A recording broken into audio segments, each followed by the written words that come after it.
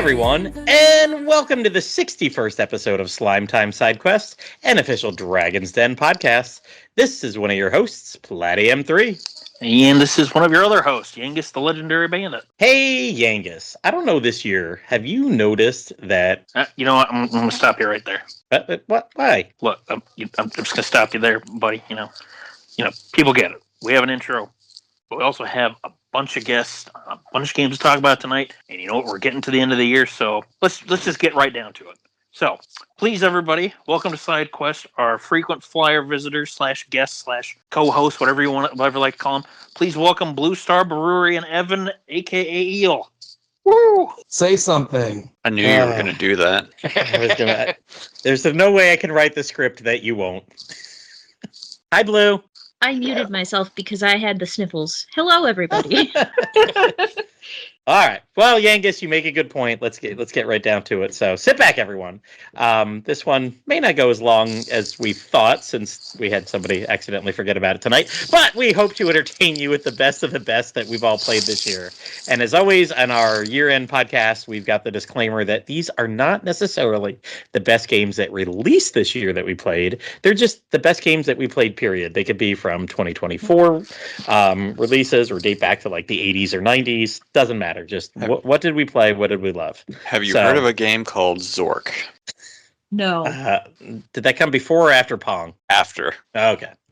Well, I'm not sure we're going to talk about either of those, but Tetris has been quite the hot button topic around the Slime Time crew as of late. So we'll see if that comes up. But let's see what else we got. And Bluestar, I'm going to actually start with you. Oh man, putting me in the hot seat. I was going to say that with the comment about Tetris, I think Tetris has been more of a hot topic than HD2D remake. So that's you know what? If you count number of posts in our Discord, I'm probably not over on the Dragon's Den Discord, but at least on our little private one, you might be right.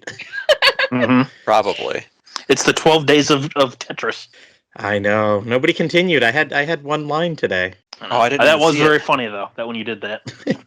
I'll have to go check that out later. Good luck. It's buried in a lot of Tetris talk. It's in there somewhere. Probably, you got it's one of the 3 million lines or so. Just clear a few 115 lines out and you'll get to it. Just match some stuff up. Yep. There we go, Blue. We had some banter for a while, so great. Maybe you're ready. It gives me some time to think about it. No, I'm still in the hot seat, but that's okay. The first game that I'm going to talk about, let's just go with the first game that I played this year, chronologically of the three that I picked. So the first one I'm going to talk about is Tales of Phantasia, which is the very first game in the Tales series, and you've heard me talk about it a lot, despite never actually playing a lot of them. So now I have the first one under my belt. Which version? We played it on the PlayStation 1. So that was a version that was only released in Japan. You got the good version. That was the plan. It was a very, very good game. We enjoyed it a lot. It was our first one that went back to a 2D action battle system, which was interesting to get used to, but it also worked very well. Also has some of the most adorable sprites I have ever seen for characters. But yeah, as far as the story goes and the world building and the fact where, you play an RPG and you feel like you're getting close to the end and then it's like, oh, here you go. New world to explore or something along those lines. So definitely a big adventure with a lot of things going on. That's just a Tales game. They all do that, I swear. Also fair, but it was fun and it didn't feel overdone. Cast of characters was really good. We actually played it on my brother's Retro Achievements account. I don't remember if I've talked about this on the podcast yet, but my brother discovered Retro Achievements and got me involved in it, which has been both very fun and also probably very dangerous for me. Detrimental, one would say. Yeah, sure. So this was one of the games that we played on his account before I made my account, and yeah, so we got all the achievements, and that was actually funny because there was another user who was like kind of racing us to the finish to get the mastery, and so sort of I don't know what he thinks about us, but we were sort of like, yeah, you go, guy. We did beat him by a little bit, but only because we were diligent about mastering people's cooking as we played through the game, instead of doing all of it at the end. We still had to do quite a bit at the end because of the ridiculous requirements, but Nice. That's Tails. I forget. Does that version have a Wonder Chef? yes. I always liked the Wonder Chef character. Wonder Chef is great. Actually, I went to my first convention this year. That was Colossal Con in Sandusky, Ohio, because I was there playing with the Video Game Symphony. Shameless plug. But I only saw them like very briefly, but I'm pretty sure there was a Wonder Chef cosplay, and I melted a little bit. He was probably hiding as another object. He was probably hiding as another object, but I was like, the giant fork, the chef hat, the green outfit. There's no way it couldn't. Like, what else could it have been? There's a lot of characters that I don't know, so it could have been something else. But I don't think I've ever seen anybody even remotely close to the Wonder Chef design in like RPG design. You know, fair. The giant fork and the chef's hat is very unique to the Tales games. It was also very brief though, so it may not have been a fork. Like, my memory could be hazy now, and I've just like built it up to be the Wonder Chef in my head. It was a very hungry Wesker. So what do you like about the game? What did I like about the game? Always Tales game being multiplayers. So we would essentially take turns driving, how we say, controlling the character on the map, exploring the dungeons, getting all of the treasure chests and all of that. So we'd switch off based on, who maybe had something else to do, and the other person would jump in a battle. There was a long period of time when I just got to play as the priest character, whose only combo was just to go bonk with a staff and deal like 1 damage. So I would be like, I'm coming to help, and I go, eh! And then the enemy's already on the other side of the screen because they're way faster than I am. But it was really funny to play, and that sounds kind of silly, but the silliness of it is one of the things that we had a lot of fun with. So yeah, the story, I talked about the story, always get to some really big exploration areas where, you can just kind of have free reign, go around, kind of like when you're collecting the orbs in Dragon Quest III, where you can go to this dungeon and explore it, or you can go to the other dungeon and explore it, and just sort of move your way around, and you start to get some really good equipment to make your characters really overpowered. And I know you always play with your brother, so that's always fun. Yes. Oh, one of the things that one of the most annoying treasure chests that we've seen in an RPG, there is a town that is like a port town, and there's a beach section, and there's like a 1-tile run along the side of a pier that has a crab on it. And the crab is an NPC, and it has like a random motion algorithm, and you have to like very, very specifically try to get this crab to move out of that very long single tile pathway. So we were fighting with this stupid crab for way too long, and eventually he did get out, and we did go and get the chest, and the chest wasn't that worth it. But even though it was annoying, it was memorable, so I guess that crab did its job. But now about every time we see a crab, we just go, oh man, fuck that crab. That just reminds me of those ridiculous chests from Final Fantasy XII that if you open the wrong ones, you can't gain access to super weapons. Oh. There is a dungeon in Phantasia where the way they coded some of the treasures, they like have the same ID number. So if you open one of them, both of them disappear. So that's awful. That's awful. It's pretty bad. Yeah. I don't know if that was a mistake or what, but yeah, not the greatest going in blind. And I mean, we've learned our lessons with Tales games is that there's enough missables in them that like a guide just to like help you not miss things is almost necessary. I've always been okay with using guides on RPGs because RPGs don't respect your time anyways. I was gonna be like, let's do it. Let's not use any guides for HD2D remake. And I did really well. I got like the skills so that I wouldn't need to look up where treasures are and all of that. But then I got to the ocean exploration section, and I was like, there are all these sparkly spots on the map, just like out in the open ocean, and I don't know where they are. And then it was all over. That sounds about right.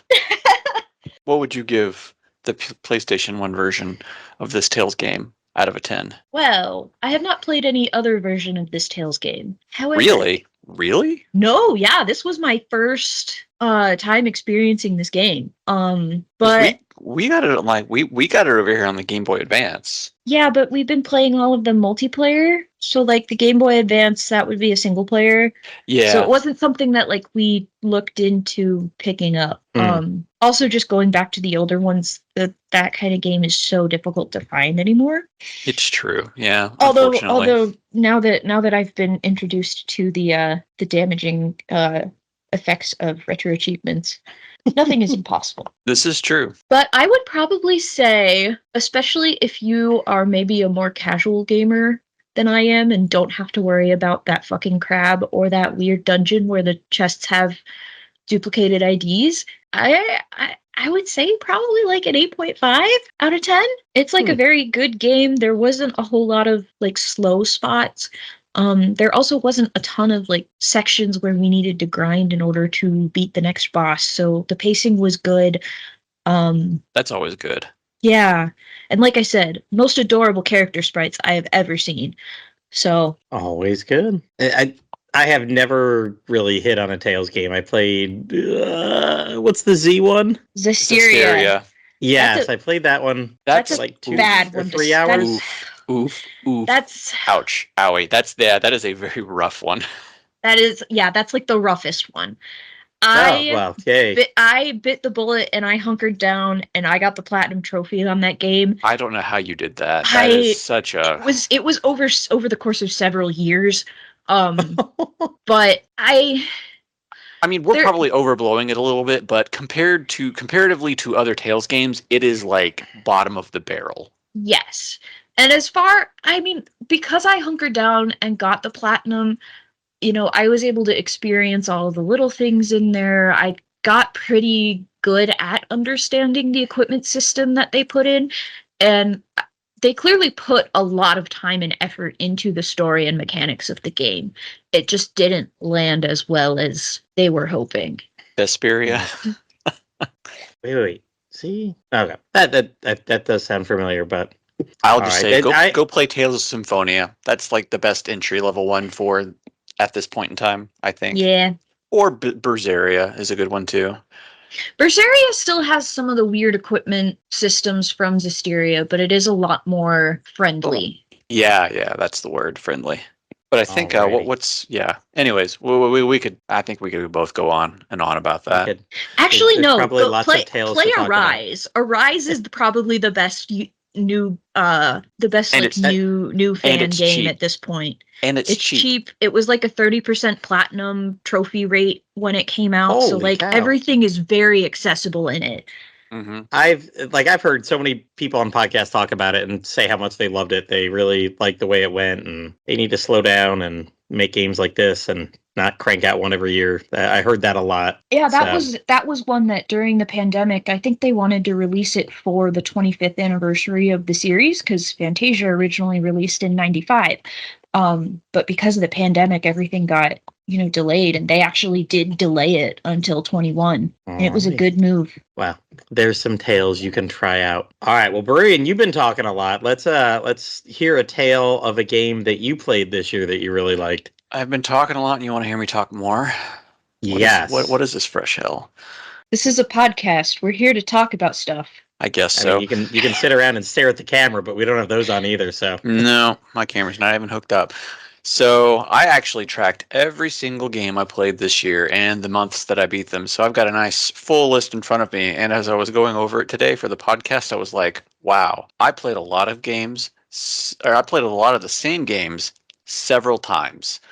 So I'll just start with the one that I played the most this year because it's obviously been a favorite. And that is Nintendo's own Metroid Dread. I think this game came out in 2018 or something like that? Came out in 2021, I believe. I was going to say, it wasn't that... there's a little bit newer I didn't I'm sorry. I'm thinking Mega Man 11. That was 2018. Yeah, no, that came out the same year I got my Switch, which was 2021. And this is a game that I clear this game like almost a dozen times a year, and this year was no different.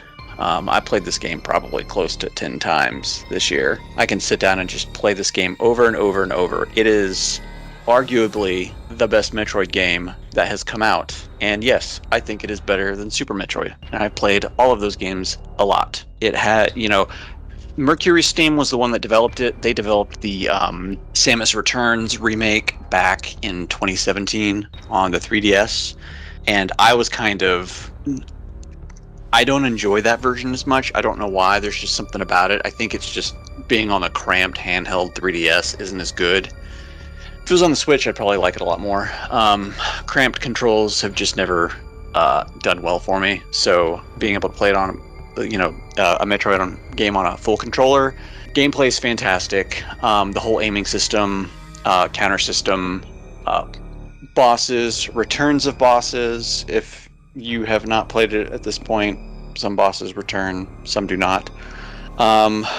It is just a very well crafted game. It is so easy to pick up and play, even if you go, some time without having played it, and you come back, and some people are just like, it's been a while, I don't remember what I was doing.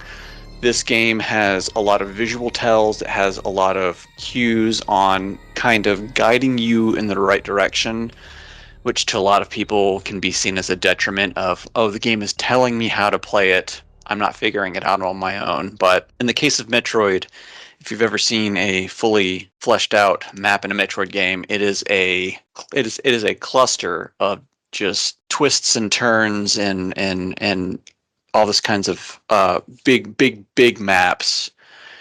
And the game does a very good job at leading you in the direction that you need to go.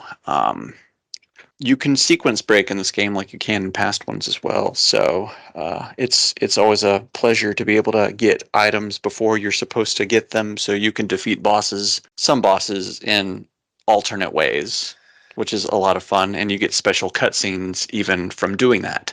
So they planned that people could do that. Yeah, they plan those sequence breaks. I mean, even in older games like Metroid Fusion for the Game Boy Advance, they had special messages for people who sequence broke the game in very specific ways, to where it would be like, hey, what are you doing here? You're not supposed to be here, kind of thing. But if you can figure out how to do it in Metroid Dread, you can beat a certain boss a whole lot easier, and you get a fun little cutscene out of it too. But I don't know what else to say about it. So, game good, play game. It's got the game good seal of approval. The game good seal. Yep. How many times did I actually play it this year? Let's look at the spreadsheet. 1, 2, 5, 6. I only did it 6 times this year. Still, I beat it 3 times. So that's like how many times you rolled credits? Yeah, like full clears. And that because what I usually do is every time I beat the game, I play the next time I play it in a difficulty up. So that way I kind of roll up the difficulty and then I'll reset back. Mm-hmm. And in this game, the hardest difficulty is Dread mode, which is 1-hit KO, and that's from anything. So I've cleared the game once this year on Dread mode, because there's 4 difficulties and I've beaten it 6 times, so I'm back up to rookie easy. I think I'm back up to normal on my next playthrough. I don't think I've beaten 6 games this year. I was going to say, I don't know if I've rolled credits on any game in my life 6 times. It's funny because I know that in previous years I always say, I didn't play that many games this year, and then this year I was like, I'm gonna track this. I won't track like start and end date, but at least the month that I beat the game, even if I started the month before, just for the sake of completion.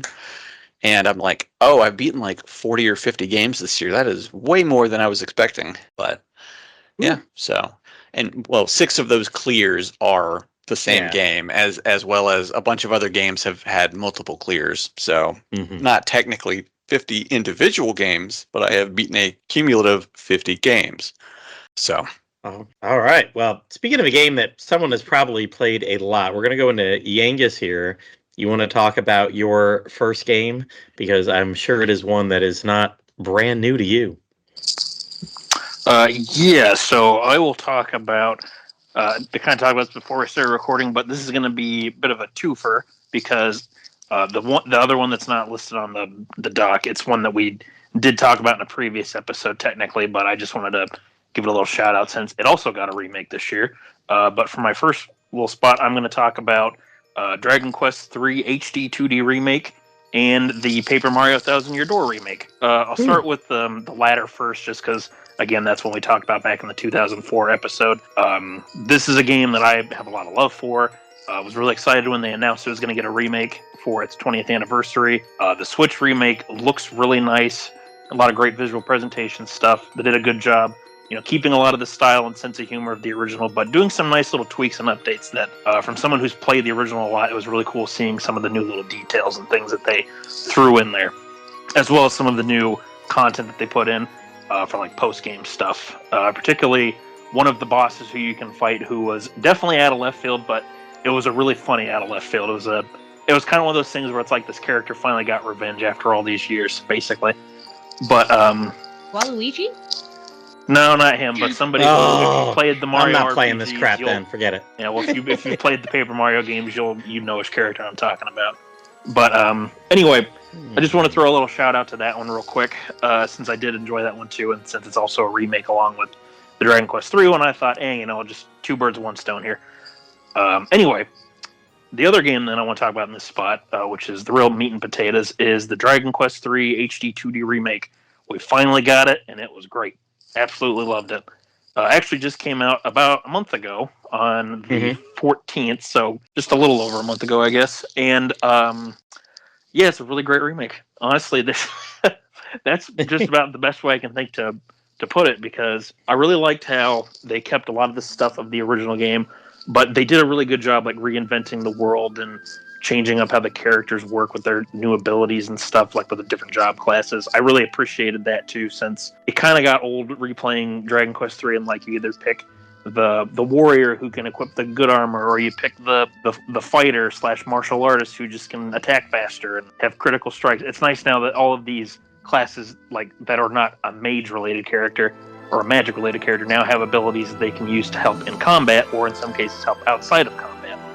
Really appreciated too, like stuff like the merchant now is kind of like his trade-off is that he's a little faster than a warrior. He's got a little more resilience built up versus the warrior who's like going to be the stronger one. So and the gadabout too, like I really liked how even though they're still, the goofy class where they're just going to do random things, that they now get a bunch of abilities that if they then class change, gives them kind of a head start on like being a mage or a sage, whatever you turn them into, because they get stuff like hustle dance, they get channel anger, so a lot of really helpful stuff if they become a sage then, or another class. But otherwise, presentation's really nice in the remake. Again, the team that is behind the HD 2D games, they knocked it out of the park. Absolutely loved how the overworld looked and how all the towns had their own unique looks to them, as well as some of the little visual updates and touches that they did to some of like the more like off the beaten path kind of areas. Like I loved what they did with what do they call it, as Grimland in this one. Instead of Greenland, it was Grimland. I loved how that place looked with all like the snow scattered about in the field and everything. Also want to give a shout out to the brand new class they brought in, the Monster Wrangler. That was a lot of fun using, and I liked how they changed up the monster arena to make it more kind of like how it worked in Dragon Quest VIII, and if you've played the Monsters games, kind of works a little bit like that too. Like, you go out and you find your monsters and recruit them. I just really enjoyed this remake a lot. I also really liked how they added some new story stuff to kind of flesh out Ortega's journey. I thought that was a lot of those scenes were really cool, and how they kind of built up more of this character and his story, since you got to see a little bit of it in previous remakes, but in this one it was like, oh, that's really cool. You get to see some of this stuff, firsthand experiences from some of these people that he met, and a little more details about some of the NPCs that he came across too. So yeah, this is really they had full on cutscenes for those. They did, and you know what? A lot of them really fit in nicely. I was afraid that it was going to be kind of like some of Dragon Quest XI's content, where it was just kind of slapped in. It was just like, okay, here we go. We got to get through it. But no, a lot of it felt very organically inserted in it, and it was really nice. It didn't really feel like it detracted from anything, So no, and they weren't too long. They were a couple minutes here, a couple minutes there, and You're in, you're out. Yeah, they fit in very nicely. And from having played the original or other versions of the game so much, Dragon Quest III's HD 2D remake, it really felt like a brand new, fresh experience. It felt familiar, but it felt really fresh, and it felt a lot of fun to see it again. Especially since, for my case, this was the first proper Dragon Quest main series game that I played. So it's crazy thinking that my first experience was with the Game Boy Color version, and now like 10, 15 years later, so from when I played that, now we got this brand spanking HD 2D version, and it was great. I greatly enjoyed it. Visually, that's a huge jump. Oh yeah, I still have a soft spot for the Super Nintendo remake, but this is very much up there too. And it's actually one that after I fully finished it and got all the post game stuff done and everything, and 100% it and everything, I actually did start a replay file, and now I'm playing through the game again with the more like traditional party of the hero, warrior, priest, and mage, just for something different. But yeah, I really enjoyed this one, and I'm sure you guys have all enjoyed it too if you've played it. So, love to hear what you guys have to pooped myself when I went to see the king, when I started the very first scene and Mom was talking to Grandpa. I was like, "There's voice acting in this." Oh, you didn't know? Yeah. I didn't know. I haven't seen. Maybe that was like a given, and it was in some of the trailers, but I haven't seen a lot of the trailers. Yeah. To be fair, they didn't really show off a lot of it in a lot of the trailers. So yeah, it was a very nice surprise. They did Ibis dirty though with that, because it feels like all the monarchs have got voice acting, and then you get to Ibis, and yeah, I thought that was weird. That was one complaint I did have, is that some of the characters who I figured were going to talk, they never did, and then the ones that I were just like, oh, these are just like the one-offs. Yeah, they'd have the most talk, the most dialogue. I will say though, thank you, Square Enix. If anybody from there is listening, thank you for doing justice to Baramos and Zoma's voice acting in English and Japanese. I was so afraid we were going to get another "I am Repthorn" kind of voice, but we didn't. We got both of them were really good. Zoma's voice actor, especially his English one, it really fit his character. I won't talk too much about it in case anybody who's listening or who's on the podcast right now has not gotten to that point. But for the kind of character Zoma is, it was a very good choice for how they portrayed his character. And even the Japanese one is a lot of fun too. Very different take, but both of them were great. Interesting. Yeah, and if you're listening to this, and it's December of 2024, we will have a full-on spoiler cast with a bunch of the Slime Time crew coming up in January. So Yangus has got a little taste of it here, but we will go full-on and talk about all the stuff. Yeah, I don't want to. I mean, it's cool you guys doing the spoiler cast, and I hopefully anything I said is not going to be. I mean, sorry, spoiler alert. There's another character called Zoma from. Sorry, spoiler for a 30-year-old game. But I haven't gotten that far yet, Yangus. To be fair, I mean, I know it's a 30-year-old game, whatever, but to be fair, it's still there's a spoiler. Some circles. There's some people that are only like 30 years old. Yeah, I know, or younger. But some circles would call him Z-Dog. Some people just turned 30 this month. Yep. Mm-hmm. There's a third Dragon Quest game? Well, I mean, you haven't played the first two, right? I played the first one. Not the fake second. Fan. Just 2 and 3 is all that's left. And 7. There you go. There's some and most of 11. and but 7. But yeah, Evan's gonna just keep counting. Have you heard of the side? Have you heard of the all the little side entries at all? Can I interest you in swords? I love playing with swords. Well, there you go. Well, you love Dragon Quest Heroes. Does it feature a French lady? Not the heroes, but actually, wasn't it called Dragon? No, that was Rocket I was Slime. making a joke. Rocket Slime got there. Yeah. It's swordsman. I know. Yeah. You'll find a French lady in one of those. So I'll give you a list of 40 or so games. You can figure it out. There you go. But yeah, just to, I guess, quickly finish up, these were 2 remakes that came out this year that really enjoyed both of them a lot. I figure I had to throw a Mario game in there since I'm kind of the Mario guy of the bunch. So, but yeah, both of them really great remakes of 2 RPGs that I got a love for, and I thought both of them did a great job reinventing / kind of representing in both their cases what they originally created, and I would recommend both if you're looking for a new RPG to play, especially if you like turn-based stuff. Yeah, I just love how big they made the world feel in the remake for 3. Yeah, I enjoyed exploring around. It feels big. I loved the secret spots. I still love the secret spots because I'm assuming I'm gonna be finding more of them as I keep going, but yeah, and finding the monsters. They're fun to track down. I love collecting things. You do love your collectathons. I do love my collectathons. Yes. Quick! How many treasures in Dragon Quest Treasures? 777. Yeah, there we go. Wait, is it really all sevens? Oh yeah, Yes. it's 777. Yep. We had this discussion on the last episode. Yeah, we had to look that up. Which I did look it up, and I did find out that the last two treasures that I was having trouble with were Erdrick's Sword and the Zenithian Armor. The last one I got was Erdrick's Sword. I booted the treasures up the other day, and after like a year of not playing, and one of my treasures that I had buried is worth like almost $1 billion gold. Jeez. Oh boy. All right, talking about somebody who's got $1 billion gold, right, Evan? Oh yeah. So speaking of games that feature teams of 4 random people, my first game is Dead by Daylight. Now, initially, you kind of figure this game isn't really for me. It's a multiplayer game. I don't like multiplayer games. Usually they're full of hates us all. He hates people. Hate talking to people. Who wants to do that? I'm trying to enjoy my quiet time, not talk to people. Come on. But they're always full of like really intense tryhards who been playing for 40 years, and while that's not necessarily not the case with this game, what I like about Dead by Daylight's multiplayer is I don't have to talk to anybody. So basically, Dead by Daylight is it's a multiplayer game where you take on the role of either one of 4 survivors or a lone killer. Now, as a survivor, you and the rest of your team have to repair 5 of 7 generators that fill a map. Usually the map is kind of designed around, kind of calls back to classic locations you might see in horror movies, stuff like that. Later on, they do actually end up being maps that are from horror movies, like Laurie Strode's house. But basically as you repair generators, a killer is walking around trying to hunt you. And if you encounter the killer, you have to escape them. You can't fight back. All you can do is run or hide.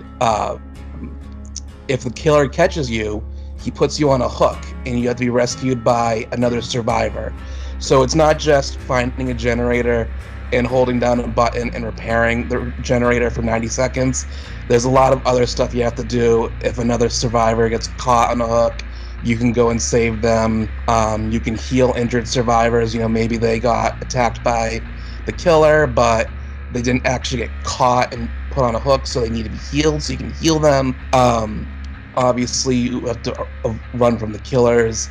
You get points for doing that as well, depending on how long the chase is. And then once you have powered up all the generators, it activates a switch to a door, and once you get the door open, you and the rest of your team can escape whoever is still left on the map. So it could end up being you're the only survivor. You could be one of 2 people. You might not have made it through the end of the game, and other people managed to escape, but not you. Now, the other way is you can play as the killer himself. Now, what's kind of cool about the killer is even though you're playing by yourself, you're not playing with a team working together, you're much stronger than the survivors. You can move a little bit quicker, so if you get into a chase with someone, if they're not smart about how they avoid you, you'll eventually catch up with them.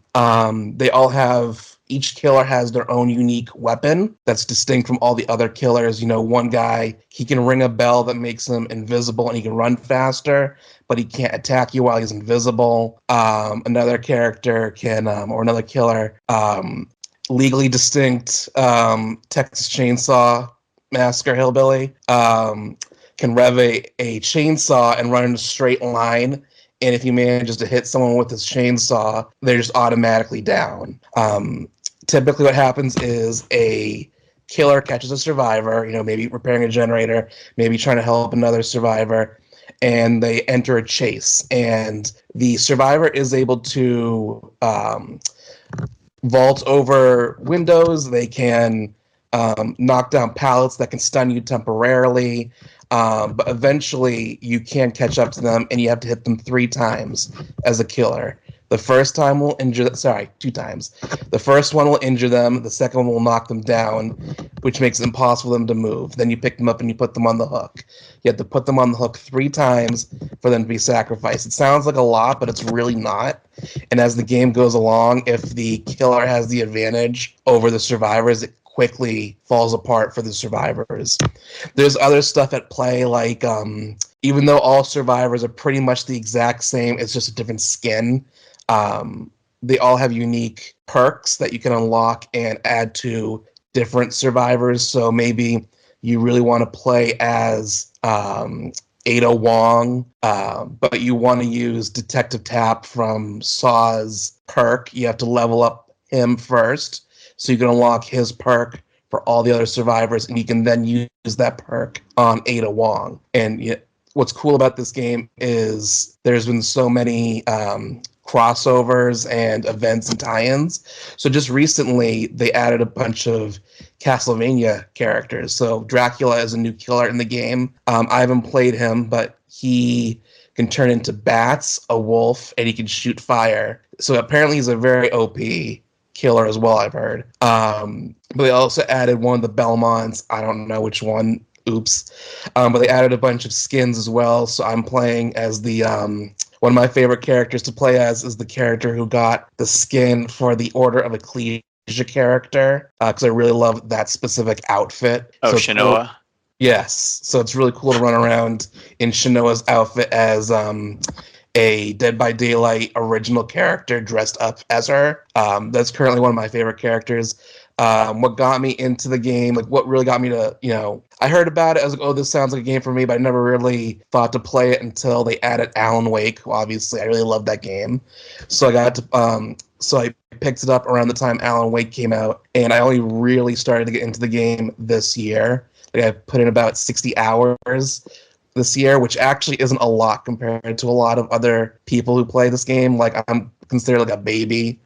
Most people play closer to several hundreds to several thousands of hours of Dead by Daylight. Like I've seen people say, "Oh yeah, I played 4,000 hours or whatever." Like, what the heck?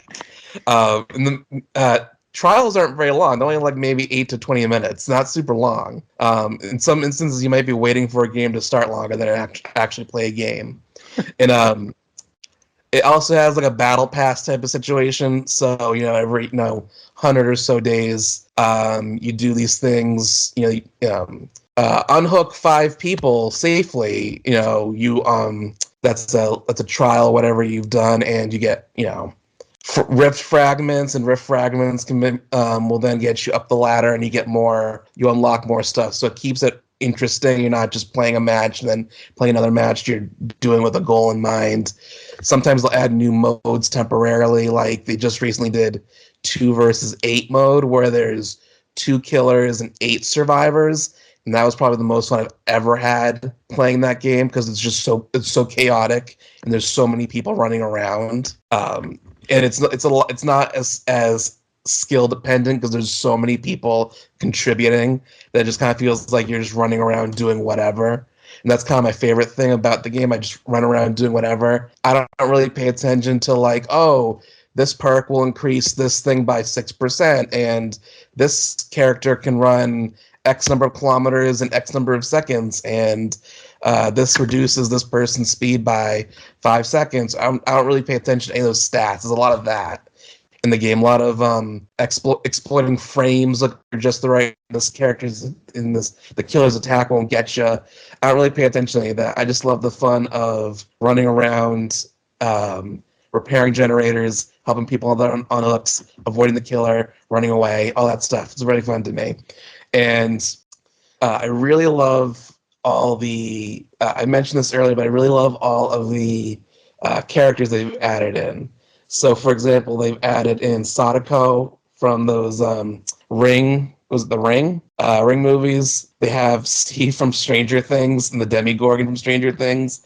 Leon Kennedy, Jill Valentine, Resident Evil. The only bummer is Freddy Krueger. He is my favorite horror icon, and he is in the game, but he is considered one of the worst killers to play as. And It's also based off of the 2009 remake, not the original one. And you don't even get a full survival. Boo! I know. Yeah. It's terrible. You don't even get like this for your survivor in that DLC. It's not even like a interesting character from the original games, or it's like the original movies. It's Quentin, beloved character Quentin from Nightmare on Elm Street, the remake movie. Hooray! I think he's the kid who plays John Connor in Sarah Connor Chronicles. Jeez. Ugh. So yeah, I mean, like I said, it's like one of those never-ending games where fans have played so much that I'm sure if there's someone out there listening who's one of those people, that's probably saying I explained this game poorly and I said everything completely wrong and I'm entirely incorrect. But I don't care because I'm having fun. What's the age rating on this podcast? M for mature. You know what? Fuck them. Yeah, Having what? fun is the most important part. exactly. Sometimes my favorite matches are the ones where I die in them, but I had so much fun because we were doing crazy stuff in it. The one funny thing about not being able to communicate with people is you kind of have to let your gestures and what you're doing do the talking. Like there was one match where like me and one other survivor were all that's left on the map. The killer killed the other two, and me and them were like one trip on the hook away from dying permanently. And he actually caught me. Like he found me hiding in a closet or whatever, and a locker, and he actually picks me up. Dead to rights, game over. He drops me in front of a generator and stands over me and the other person and watches us as we repair it. And then he leads us to the next one and stands there watching us while we repair it. And I think at one point I can't remember, I think he might have attacked one of us. I think one of us got lost to the door. So I think he attacked one of us, picked us up, and carried us over to the door and dropped us there. And that was it. So you have a lot of weird interactions like that. Or there was one match where a guy was playing as Ghostface. And usually I hate players who play as Ghostface for some reason. I always encounter the biggest assholes who are playing as Ghostface. But this guy was literally just roaming around the map, not doing anything. Sometimes he would pop into a room where you're repairing a generator and your first instinct is to hide or something, but he's very clearly not doing anything. He's going from room to room, just like looking like he's about to do something, but then he doesn't. And I don't think he attacked a single person, and then we just opened the door and left. But you can get a lot of points. You don't have to necessarily win a match. You don't have to escape to get a lot of points that you can use to redeem various items and skills and stuff like that. You just need to participate in the game. And when a killer isn't attacking people, you can't rescue people because no one's being put on the hook. So what people will do is sometimes the killer will like stand near you, and I'll be repairing a generator with the killer right in front of me, and my three teammates are like walking circles around him because they're getting points for escaping or running away from the killer, when really they're just going in circles, and then they're hunching or they're running away, coming back, and then the killer's just standing there and they're just doing that while I'm repairing a generator. Weird shit like that happening. That's like kind of one of my favorite things, when these weird interactions that are happening with people. With the killer just standing over you, flexing that he could kill you at any minute. Oh yeah, they love doing that. But sometimes it can turn toxic. Sometimes they'll get you down, and when you're down, you can crawl very slowly, and you can heal, but you can't fully heal. You have to wait for someone to come and help you. So what they'll do is sometimes they'll just literally stand over you because you literally can't do anything. And when you're in that position, you have this little health bar, and it's very, very, very slowly going down. And what they'll do is they'll just leave you there and run and walk away while your health bar is slowly going down and you can't do anything. and then you just have to wait for this health bar to go down. That could take who knows however many minutes before you can finally die. It's very annoying. Sick bastards. Typical killers. Never It's, associate with them. Yeah. It's I almost definitely never play killer. It's too skill dependent. You have to each killer kind of varies in difficulty to play as, and if you get stuck in a match with experienced survivors, you're basically shit out of luck. So I just prefer to play as survivors when I can. But I did enjoy playing as killer in 2v8 because I had a teammate. So we did a bunch of fun stuff. Like there's a killer called Trapper, and their thing is they put down traps, obviously. Whoa. And, I know, right? Big surprise. And if a survivor gets caught in it, you can, an alert goes up for the killer and they can run over there. So I would play as like the Wraith, and their ability is they can go invisible. Or no, even better, I would play as the Hillbilly, and his ability is he revs up a chainsaw and then he runs at you in a straight line and chainsaws you. So they would have someone in a trap.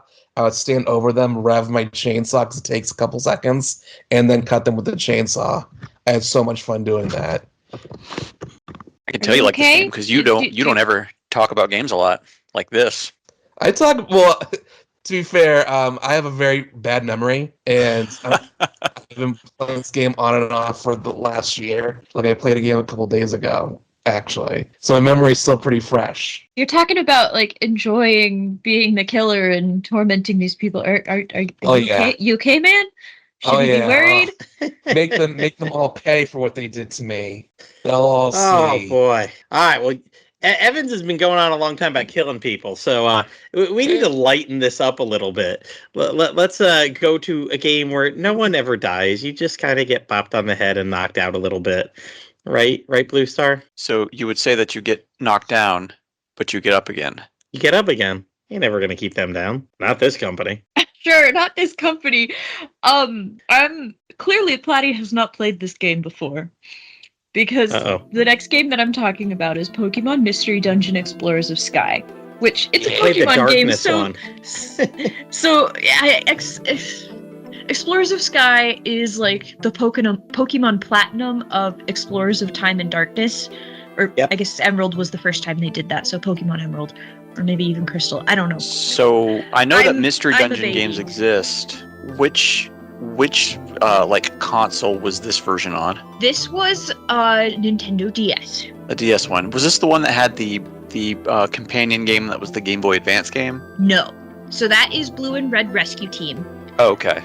The one that came after that was Explorers of Time and Darkness. And then Explorers of Sky is like the same story, but with extra added features, and it doesn't have, the version exclusives because it's the only version. This was my first Retro Achievements game, and I'd say it's clear that Platty has not played this game before, because he's like, we need something really light. About the mystery. It's been 18 years since I played this one. I just looked it up. I played it when it came out in 2007. So 17 years. I don't know, man. The Mystery Dungeon stories get really dark and really deep. Don't be so mean to Platty. Give him a break. He's only 47. Leave him alone. I was just trying to think it was a light, happy Pokemon. It's almost a spoiler to say it is dark. This isn't your granddad's Pokemon. Apparently not. Yeah, so I actually talked about this. I think it was my second side quest ever when we did the Pokemon side dishes. I had talked about Explorers of Time more often because that was the one that I owned. I didn't actually own a physical copy of this. But when I was getting into Retro Achievements this year, it's like, I want to play a game. What game do I start with? And so I just sort of, went with something light and easy first for 100% run, like you do. Which this is not the case. In order to master the game on Retro Achievements, I had to recruit every Pokemon and beat every dungeon and just do all sorts of stuff. I think, light and easy. Light and easy. For Blue, maybe. Light and easy. I actually have never completed a Pokédex in a Mystery Dungeon game before, so that was the first time that I actually did that. I think I was very close in Mystery Dungeon DX that I played not this past summer, but the summer before. But I never got Jirachi because, or maybe it was Celebi, or maybe it was both of them, because I didn't do the 100 floor dungeons that start you at level 1. Because ain't nobody got time for that. I had time for that on this one. I still don't really love those dungeons, but we did them and we beat them. But yeah, this is like one of the, if not the best story to a video game ever in my mind. Like, I love Dragon Quest VIII story, but the Mystery Dungeon games like actually make me bawl my eyes out. So there's some catch-22 there. It's so well crafted, and one of the things that was really cool about playing the Explorers of Sky version is that they added some extra side stories for characters, and they weren't just like slapped in the middle of the game like they were in Dragon Quest XI. You actually selected them from the main menu and just sort of played them on the side whenever you felt like it. So getting that new content for the story and characters, which are so incredibly well written, was, after all these years, it was very, very good to finally see. Dang, so you caught all the Pokemon, right? You filled it out? Is that what you... Yep, I filled it out. I would say what's a playtime for a game like that? Actually, I can look that up. I have it pulled up right now. Okay, so not necessarily the playtime, but I think from the time I first loaded the game to when I completed the last achievement, it was 23 days and 2 hours. So that's not playtime, that's like real time. Mm-hmm. I think I might be able to load that up in a second because everything's on my computer now. Fancy schmancy. Mm-hmm. It's deceptively long. You think it's about to end when it doesn't. Yeah, that too. And there's another half of the game. Yeah, I remember absolutely nothing of this from long ago. I remember the first one a little bit more. Yangus, you played the remake of the first one, didn't you? Yeah, but I didn't beat it though. But I got good ways into it. It's definitely one of those games where it's like, oh my god, you think it's over? It's like, nope, just kidding. Yeah, there's another crisis that's going on. Yeah, I beat the first two, and then one came out on the 3DS, and I bought that. I think that's like one of the only games I ever bought on the 3DS eShop. I did not buy much on the 3DS eShop. It was all digital or all physical back then. But okay, 154 hours, 6 minutes, and 18 seconds is my completed file.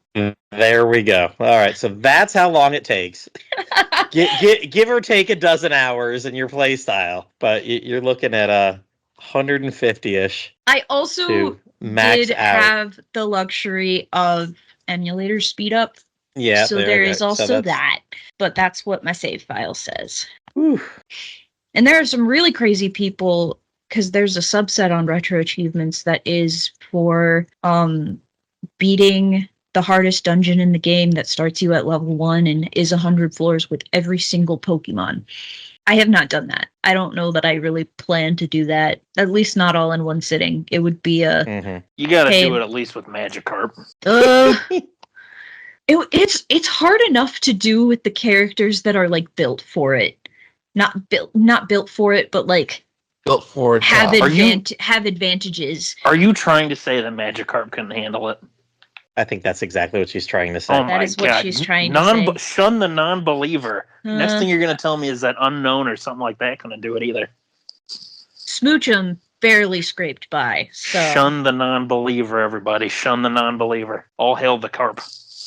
All right, Yangus, so what you're going to do now is you're going to beat DX, and you're going to do it on that game. And that game's a little bit easier than the DS games were, because they started to be nicer to the players. And then you're going to come back and tell me how it goes. Yep, I will do it with Magikarp. Me and my boy. I'm going to be like that Magikarp salesman from the anime. I'm just going to try and tell everybody it's like the greatest Pokemon ever. There was that guy who tried to beat the original Pokemon game with just a Magikarp. How did that go? It's actually kind of an interesting video, so I'd recommend watching it because it's kind of crazy, everything he does to do it. But eventually he ends up in Lavender Town, and there is a unavoidable trainer who uses a ghost type Pokemon. And Magikarp can't affect it, so he literally couldn't progress any further. He just didn't believe in it hard enough. That's all it is. He should have thrown it harder. See, that would have been one of those funny moments where Splash actually did something where it's like, it can't hurt it, but for some reason it hurt the ghost. Well, if I remember correctly, because it's been a while since I watched it, he had to like burn through all of the PP for Splash, which I think is 40, so that he could use Struggle. And Struggle in the original game would take a lot of Magikarp's HP as well. So he would literally it was literally all RNG, whether or not he could beat like Brock's Onyx or something like that. Oh boy. Some people just have all the time. Yep. Yeah, I'm crazy, but I'm not that crazy. Yeah, give it some years. Yeah. Blue's got retirement to look forward to and all the retro achievements that could be done by then.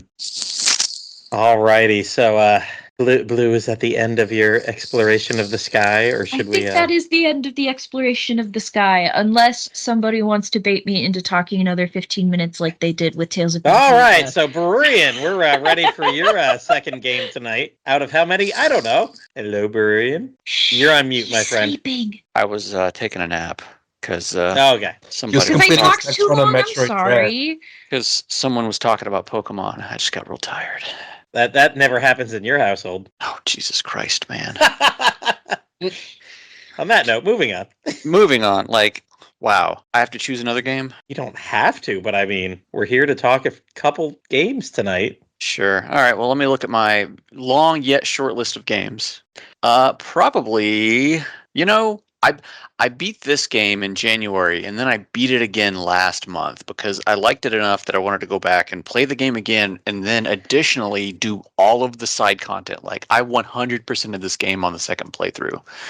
And that is Crisis Core Final Fantasy VII Reunion, the PS5 version. So this isn't my first time. This year is not my first time playing Crisis Core. I played it a bunch on the PSP way back in the day. And like I mentioned with Metroid games and playing them on handhelds, it gets very tough for me to play action games on handhelds. So playing an action RPG like Crisis Core on a PSP was not fun, despite me enjoying the story of it. But being able to play it on a full console with a full-on remake was actually pretty fantastic. First time I went through it back in January, and I mainly just focused on the story. And when you play just the story, it's like a 20 to 30 hour game if you're not trying to do any of the side content. And I like it a lot because it's a remake. It's a full-fledged remake of the PSP version. They've overhauled the graphics. They've overhauled all of the menus, thankfully. They refreshed all of the mechanics for a more modern mindset of play, and at the same time, they didn't really change all that much about the story. In fact, I don't think anything was changed about it. They just kind of remade this game because the Final Fantasy VII remake was already out and Rebirth was coming, and I think this was just kind of the interim to fill the gap between releases, so somebody, the fans would have something to play.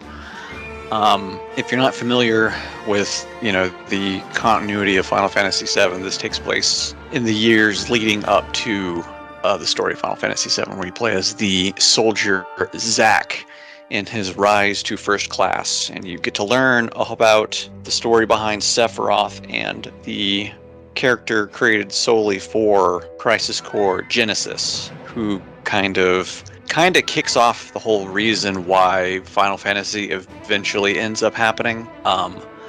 So I went through and played the story, like I said, 20 to 30 hours to beat it. And then last month I decided to revisit it again because the previous month, or actually I think the same month, I had gone through and beaten the Final Fantasy VII remake again because I was thinking about picking up Rebirth at some point, which still hasn't happened. So I just beat remake, let's do Crisis Core again. But this time I decided to do all of the side content. And doing all of the side content combined with the story took me roughly 80 hours to get through this time. Because the game has these they're missions, and you can only access the missions at save points, and they're, you're a soldier. Here's soldiery missions for you to do that'll get you items and other things that can help you throughout the game, gameplay, to do stuff, because initially at the beginning of the game you can only equip like 2 accessories, but if you do enough of the missions, you'll earn the ability to equip 3, then 4 accessories, and then the accessories work in such a way that it more or less will make you invincible if you get all of the right accessories by the end of the game. Like getting the Final Fantasy staple Genji armor covers all of the bases enough that it's almost impossible for you to die if you're playing correctly and have the Genji armor. In fact, the super boss of the game has, I think, over 1 million health, and me at level 99 with accessories that max out everything, I'm sitting at 100,000 health. So they've got 100 times what I do in health. And it's an action RPG, so a lot of dive, dodge, ducking, trying not to get hit by stuff. This game is really mean in the fact that there is little to no way to resist death as a status. So once you start getting into the very, very, very high level side content, almost everything that hits you has death. So if you're not really good at dodging, you just get one hit KO'd no matter what your health is, which is kind of bullshit if you ask me.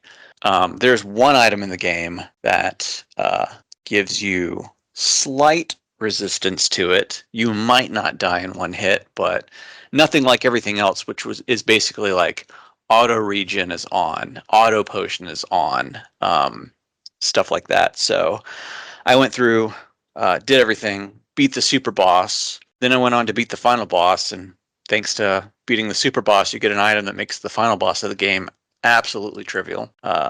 Basically, I had the final boss beat in like 3 hits.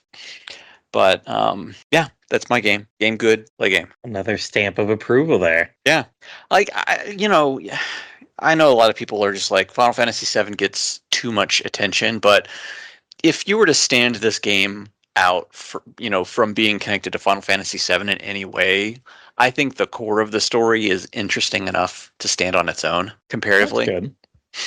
So if you stripped away all of the Final Fantasy VII stuff, I think it's a good game regardless. Zack's also just a very likable character. He's very upbeat despite getting beat down the entire game. Well, if we're talking about people getting beat down, I think we're ready for Yangus's second game. And I know Blue was talking about playing a game for 150 hours. I'm not quite sure if it's been out long enough for Yangus to put that in, but it might be close. Oh yeah, I've got like 165 hours on this. Ah! Weird flex, but okay. Wouldn't you say that you've put a grand amount of time into this game? Trying to master it, yes. Mm-hmm. Yes. But yeah, so my next game that I'm going to talk about is the Marvel vs. Capcom Fighting Collection Arcade Classics, or just the MVC Collection for short. So this was definitely a real big surprise this year when earlier, I think it was early summer, Capcom announced that they were bringing back all of the Marvel vs. Capcom games up to Marvel vs. Capcom 2 in a big collection coming to all the major consoles. And now next year, I guess it's coming out to the Xbox One. So sorry, Xbox fans, you got to wait a little longer, I guess, to get it. But yeah, this was definitely like a real shock because these games have been stuck in limbo forever. There's been PC releases and some more modern releases of like Marvel vs. Capcom 3, and I guess there's the last one, which shall remain nameless, Infinite. But yeah, everybody was just like, man, all these old games are just stuck in limbo. Like, are we ever going to get these back? And sure enough, Capcom and Marvel teamed up again, and they're like, hey man, here's a collection of all the old arcade games for you, plus the Punisher, which I guess was the first collab sort of thing that Capcom and Marvel did back in '93, if I remember right. So it actually preceded them doing the fighting games, but they threw that in there too because, like, hey, here's another game that we did. So basically, like as the name implies, this is a collection of 7 different Capcom arcade games that feature Marvel characters. You start with the Punisher, which is just kind of the extra one they threw on, which is a beat-em-up game where you either play as the Punisher or Nick Fury. You then start getting into the fighting games with X-Men Children of the Atom, Marvel Superheroes, X-Men vs. Street Fighter, Marvel Superheroes vs. Street Fighter, Marvel vs. Capcom Clash of Superheroes, and Marvel vs. Capcom 2 New Age of Heroes. You can play any one of the games right from the get-go. You can play the English or the Japanese versions, which there are some regional differences between them, which if you play like the Japanese version of Marvel Superheroes versus Street Fighter, for instance, you can play as the Japanese-only character Nokomaro, or Nokimaro, I forget how to say his name, who I guess is based on a Japanese comedian, but he's very much a joke character. But yeah, it's this. I've loved this collection so much. I was so excited when they announced it. I'm a big fan of the Capcom versus games. Got into them thanks to Tatsunoko versus Capcom, and eventually I got Marvel versus Capcom 2 on my Xbox 360, which was one of the few reasons I actually kept that system. So getting to then start to play all of the other games from these Marvel and Capcom collabs was great. I especially have enjoyed playing stuff like Marvel vs. Capcom 1 and Marvel Superheroes versus Street Fighter. And what I really liked is that you can really see the progression of how they refined the fighting systems and kind of did some new takes on stuff as things went on. Because like Children of the Atom, it's really rough around the edges. It's fun, but it's really rough. But then you jump into Marvel Superheroes and things start feeling a little smoother. Then you get to where the proper crossovers start with X-Men versus Street Fighter, which I assume any kid from like the late 80s / early 90s lost their mind, since X-Men was super big and Street Fighter 2 was super big. When this game came out, they're probably like, holy cow, look at that. Seen that in arcades or a Pizza Hut or something, you know? But yeah, I mean, there's really not much for me to say other than that this is a really great collection of fighting games. They all play very well. Of these games, I've had the most experience with Marvel 2 back on the 360, and I've found that in the collection, like whether I'm playing it portably on my Switch or on the TV, that there's very little like delay between actions or what I'm doing, whether I'm playing online or offline.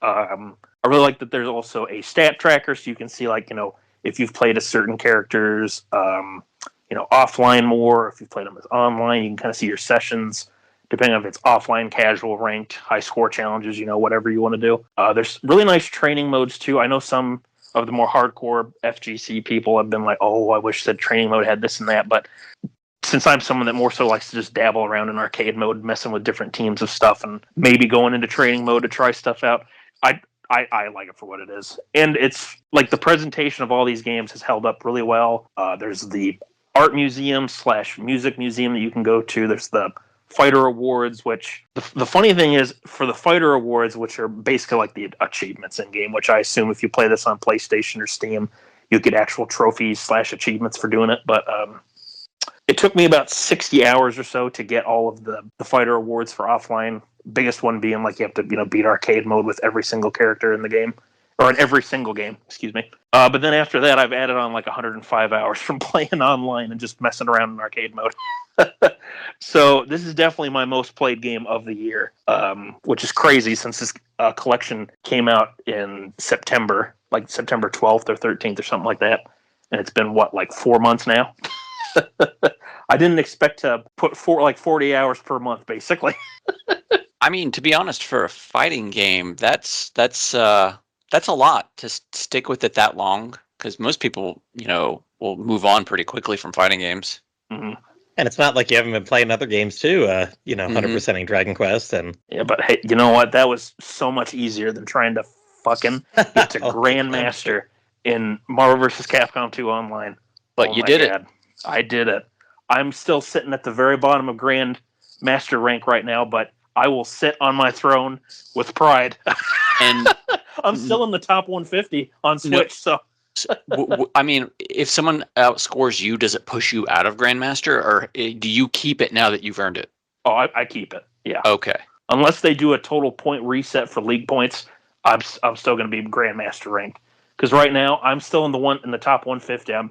I'm pushed down to 148 since last time, but I'm still sitting in top 150, baby. That is no small feat, honestly. Yeah. Let me tell you too, from playing online, I kind of, you know, I knew, and Dwayne's given me shit about this when I've complained about it on our Discord. There's some people that when they play Marvel online, like if they go straight to top tiers, you're like, well, shit, we got to play some real Marvel. You got to be ready. But yeah, I've gotten a lot of love out of this collection. It's been great to have Marvel vs. Capcom 2 again on my Switch and have this game basically play it wherever I go now. But it's also just been really fun playing these other games from this collaboration series as well, and seeing how the gameplay mechanics have changed, and what sort of characters were in each entry. The one that surprised me the most that I liked was Marvel Superheroes versus Street Fighter. I love that one a lot. It's funny. A lot of people are like, "Oh, it's just a bunch of Shotos," and I mean they're right, because 5 of the 8 Street Fighter characters are Shotos, but it's a lot of fun. Like it's so much fun just to team up, like someone like Goofy, like Dan with Captain America, getting Dan's ending and seeing where they just totally make fun of the whole like SNK's thing, where it's like Dan is supposed to be a play on their characters, and How can you not love Cyber Akuma? I know, and it's cool too, because in this collection you can't play as all the boss characters across the various games, but you can play as Cyber Akuma in Marvel Superheroes versus Street Fighter. All you got to do is hold the start button with the easy select option on. Hold start button when you choose Akuma, and you can do an entire arcade run with Cyber Akuma. It's great. Did they take out playing as Onslaught from Marvel vs. Capcom 1? Yeah, these are all based on the arcade releases. Oh, okay. So, so unfortunately, a lot of the stuff that would have been in the home ports is not present in these. But in a few of the games, you can play as like the boss characters. So, like if you play Marvel Superheroes, for instance, if you turn on Easy Select, which there's a lot of different customization options too when you play any of these games with filters and backgrounds, stuff like that. But if you turn on Easy Select in games like X-Men Children of the Atom or Marvel Superheroes, you can put the cursor like off the character select screen to select the boss characters. Like in Marvel Superheroes case, you can play as Doctor Doom, you can play as Thanos, you can play as Anita, who is like just kind of a dummy character to test out the game's engine from Darkstalkers. And in X-Men Children of the Atom, you can also play as Magneto, Juggernaut, which are only boss characters, and you can also play as Akuma, who was actually a secret boss that you could end up fighting if you did well enough in Children of the Atom, but God help you if you can actually get that far. That game is evil with its CPU. Like an SNK game. Yes. Oh man. Magneto is such a bastard in that game. Like you will never look at him the same. Like I thought he was bad enough in Marvel 2 with people who are skilled. Man, if the CPU can get hold of him, he just flies out of range, and it's really bad if you're playing as like somebody like a Colossus or somebody who can't really fly up and go after him. But yeah, I really have enjoyed this collection a ton. I'm probably going to put a lot more hours into it, since it's fun just to play one of these games, try to do a few arcade runs, or maybe play a few casual matches online. Except for Marvel 2, I'm not playing that one online again, unless it's with a friend. But You've done your time. I have. I got Grandmaster. I'm done, man. I'm not going back. But this is a really great collection. I'm really glad that these games have, escaped from their limbo, and that people can now, get this collection on just about any console that they want to right now.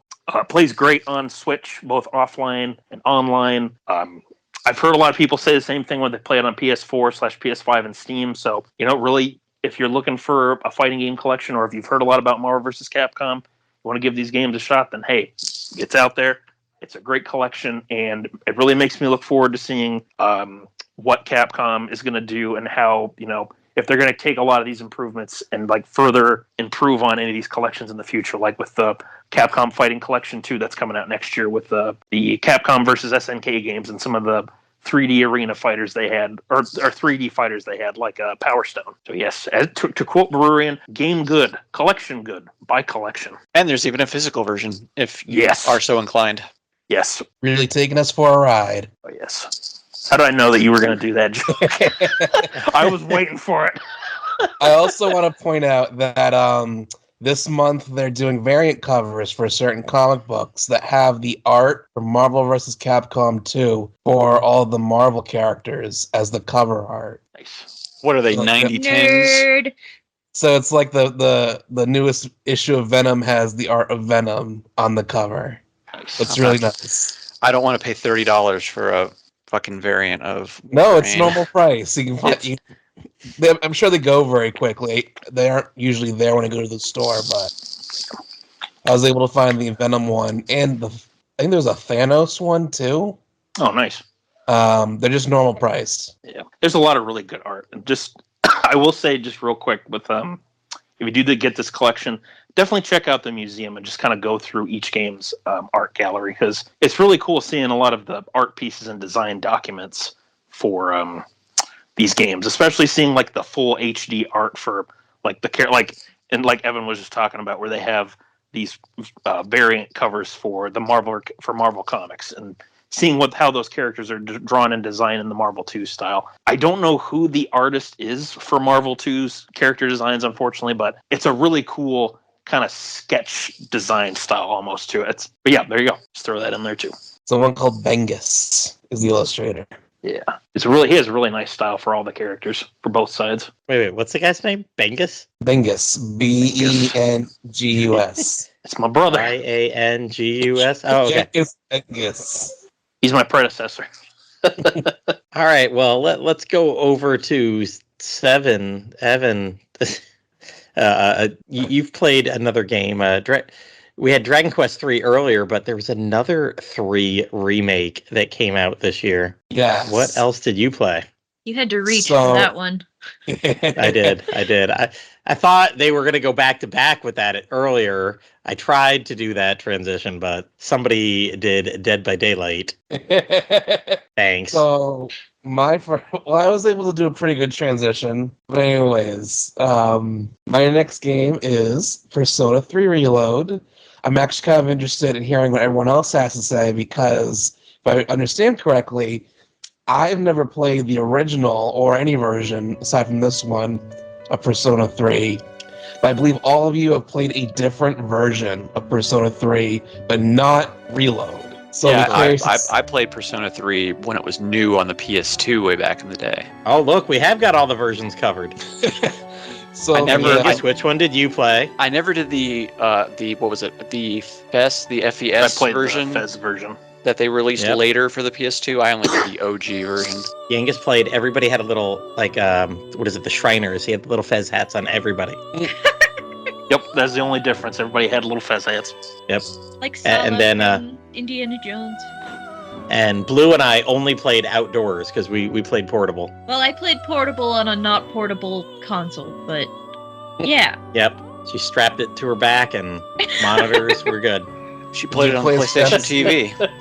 Just carried a long extension cord to just keep going around the backyard. Blue, did you play as FemC? No, I did not. Oh, we would have had the full. Picture. I know. That's like the last trophy that I need for that version. So I've been like kind of wanting to go back to do it, but also it's a big time commitment. So I'm like, we'll do it eventually. She plays the female character, Platty. You know what? I meant to, because I remember playing her so much in what was the Etrian Odyssey dancing game one? No. Oh, and that. You're talking Persona Q2. Okay. Yeah, I played her a lot in Persona Q2. I think she was one of my mains in that one. Okay. And then I danced with her quite a bit. I should have, but no, I didn't. I went basic. Hey, sorry to interrupt. For some reason, I was thinking no that you had played that one. I was like, wait a minute. Persona 3 is also the last Persona game I ever played. That would have been funny. We would have someone who played the original, portable as a man, portable as a woman, and then Fest and Reload. That would have been really funny. But sorry, I had to mess it up. It was also my first time experiencing the game, and so between my brother and I, it was like we should do it like the vanilla way first. Typical Blues. I guess. I know. But that being said, we've all played a Persona game or two in our time, or 3, not 4 or 5 though, only 1, 2, or 3. So I'll just make it really brief. So you play as a blank slate protagonist who transfers to the prestigious Gekkoukan High School. You're almost immediately into trouble though when you're attacked by mysterious creatures called shadows.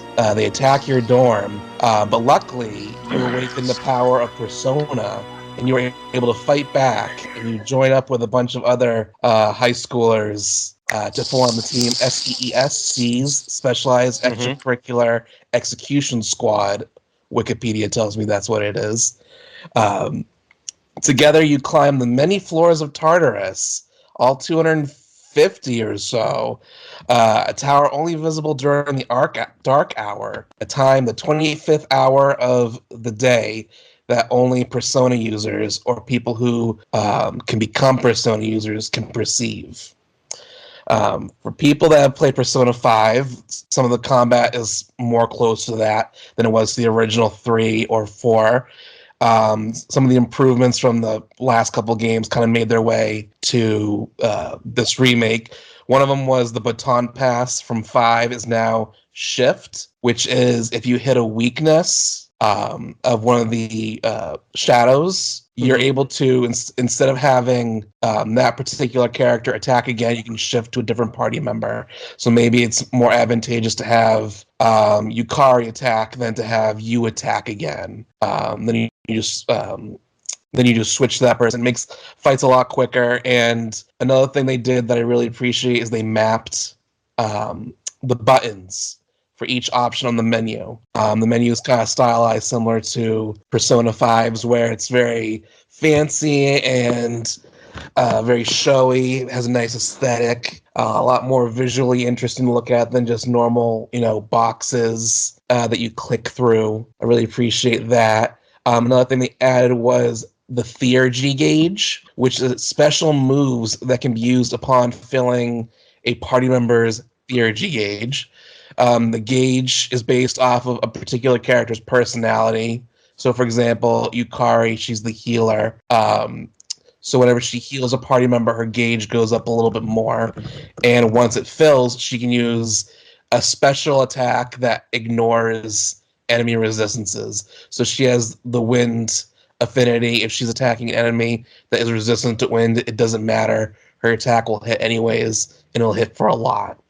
They also made some additions, though, outside of combat. So, for example, one of the most one of the more interesting ones is they added linked episodes for the male characters, because kind of weirdly enough, the original Persona 3, you couldn't do social links with male party members. Linked episodes are a little bit different, though. An episode will drop on a specific date, and you have a certain number of days to do it. And if you don't do it, it goes away. And if you don't, and it goes away, it never returns, because it's all tied into each other. And usually it's related to whatever happened at that point in the story. It's I can't believe this thing happened type of thing. And then the next one kind of builds off of what happened in the linked episode and usually relates to what happened in the story. So if you miss an episode at any point, you can't do it again. It doesn't reward. There's only 5. I believe each character only got 5 episodes rather than the full 10 you'd get for a normal social link. And they're not like you get a very weak reward. Usually it's like a social stat goes up or something like that. Maybe you get a random item that you can use in a dungeon. But at the very end, you typically unlock the ability to fuse a special persona you couldn't have gotten otherwise. And usually they're kind of worth going through, even though I think they kind of screwed up I was trying to get every social link, and I almost did, but I went and did a lot of these linked episodes, and I think doing that kind of screwed up my ability to get all the social links. But they're still kind of worth going through, because you get a lot of extra stuff on all the party members that I think is very worthwhile, especially Junpei's. If you play this game, please, at the very least, do Junpei's. There's a special ending or a scene that plays out in the original game that will not play out if you don't do Junpei's. So I would definitely recommend at least doing his. Another thing they added was, I really like that they included voices for all the social links. I believe in the original games, they didn't have any voices. This time they actually speak, and I loved all the voices. Even if I didn't love all the social links, I thought all the voices matched for the characters. Special shout out to Yuko. I thought Yuko had a really good voice actress. I think she kind of stood out amongst all the other actors, to be quite honest. And it kind of made me like her, even though her storyline was a little vanilla, it made me like hers a little bit more. Another thing they kind of added in to make the game a little bit easier, where they added in Twilight fragments, which are these little shiny gems that you get from You can find them on the ground in the map. You can occasionally find them in dungeons, but usually you get them from doing social links. You do a social link, and Elizabeth, I think it's Elizabeth, right? Not Margaret. Elizabeth. Yep. Yes, she gives you a certain number of Twilight fragments for doing social links, and you use these for opening special treasure chests. But you can also, there's a clock, and I don't remember if this is a thing that was in the original game. There's a clock at the very opening of Tartarus, and when you fast travel down there, if you use Twilight fragments on this clock, it completely heals your HP and SP.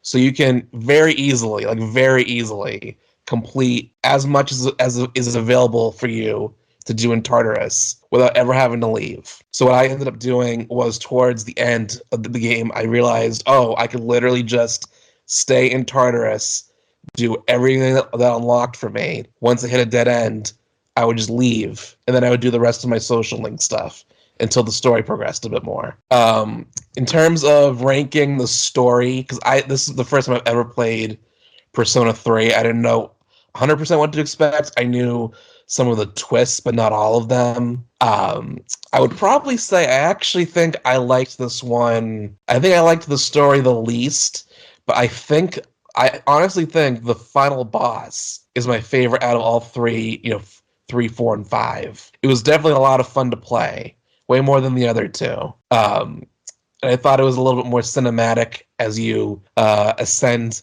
the last few floors of Tartarus. One thing that I thought was kind of interesting was playing 4 first. I always thought making sure you got the true ending was very hard, because 4's true ending can be kind of difficult if you don't choose the exact right dialogue options. And so I kind of assumed that would be the case for 3 as well, when really was not. So I was very glad that it was a simple process to get the true ending in this game. It was literally, do you want to die? Do you not want to die?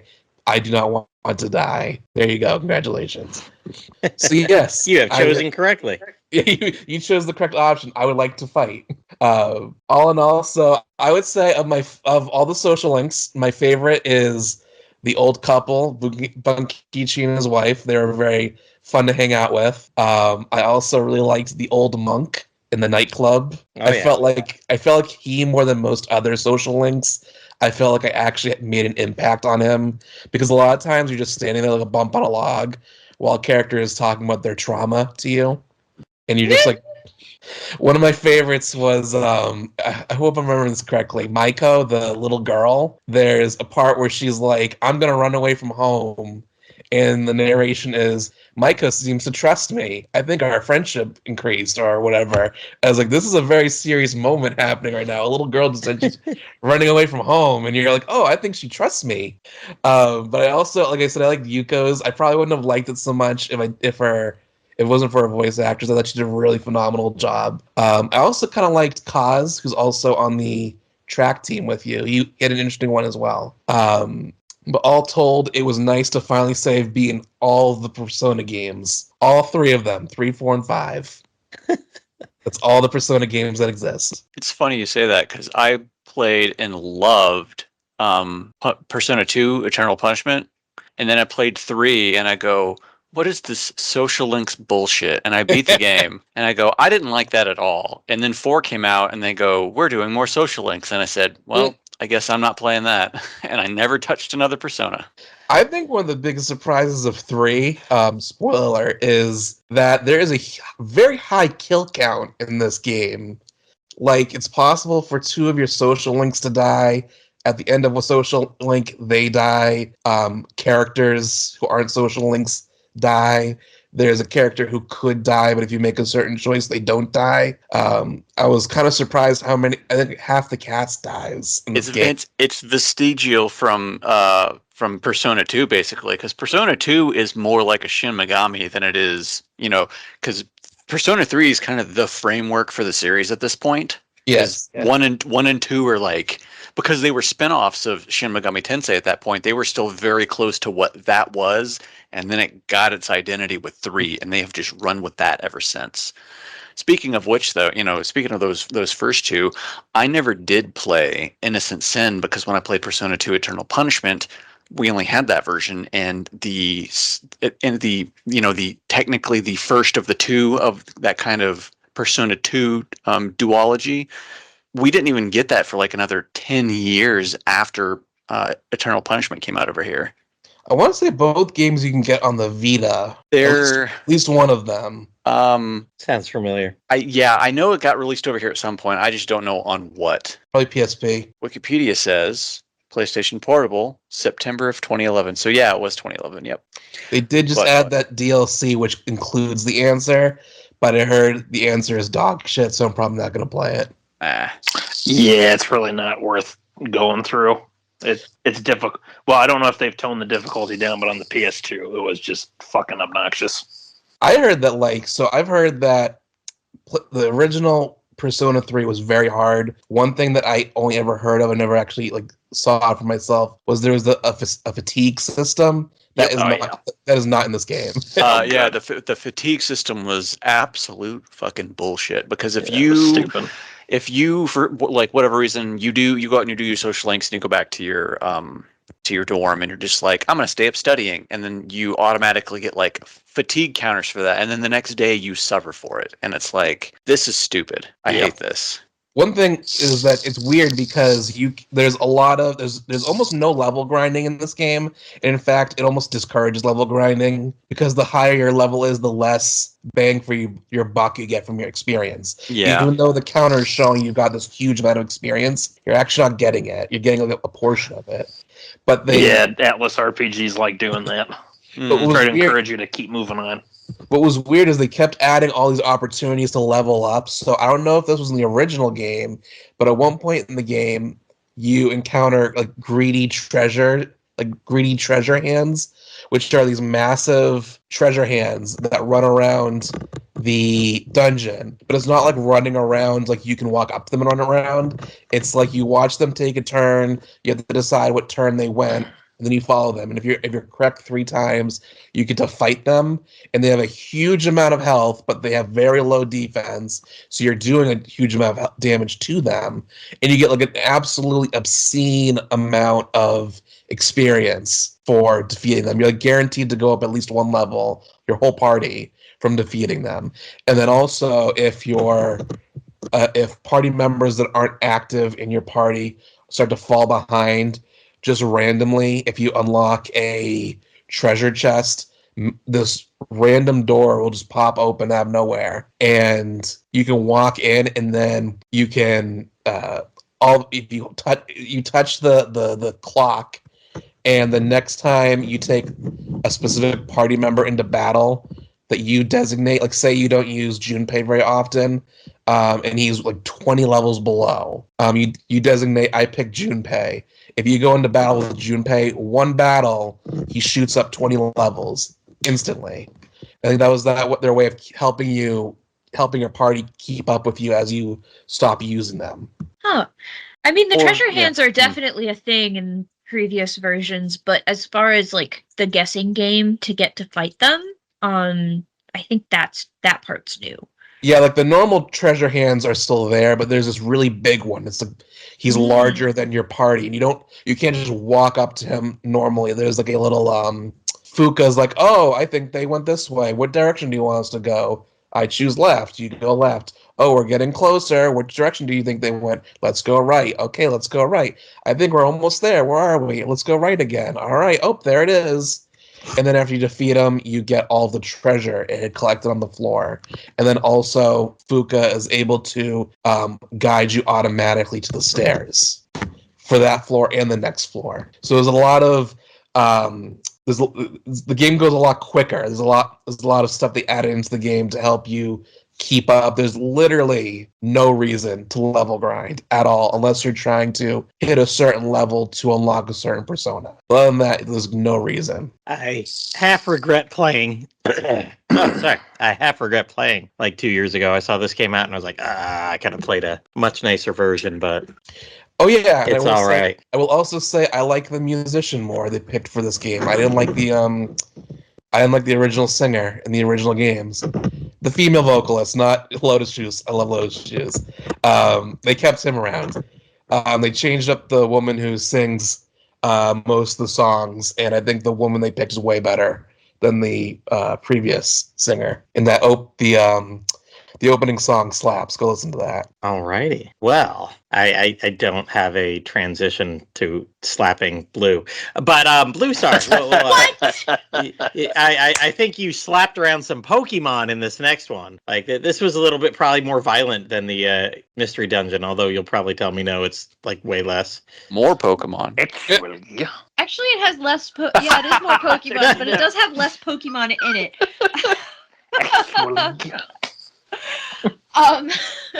So the next game that I have to talk about today, which I guess over the summer I just had a really big itch to scratch with all of the Pokemon side dishes. So that game is Pokemon Conquest. And I talked about this like years ago on the Pokemon side dishes episode. And I was able to go back and play it again. And actually my brother and I played this side by side, so like we both played through the story and like did all the things, and you know, we would get to be like, okay, are we ready to take the next kingdom? All right, yeah, let's do it. And it is still probably one of the most content heavy games I've ever played. I have not actually gotten all of the achievements in this one yet because there's just so much freaking content.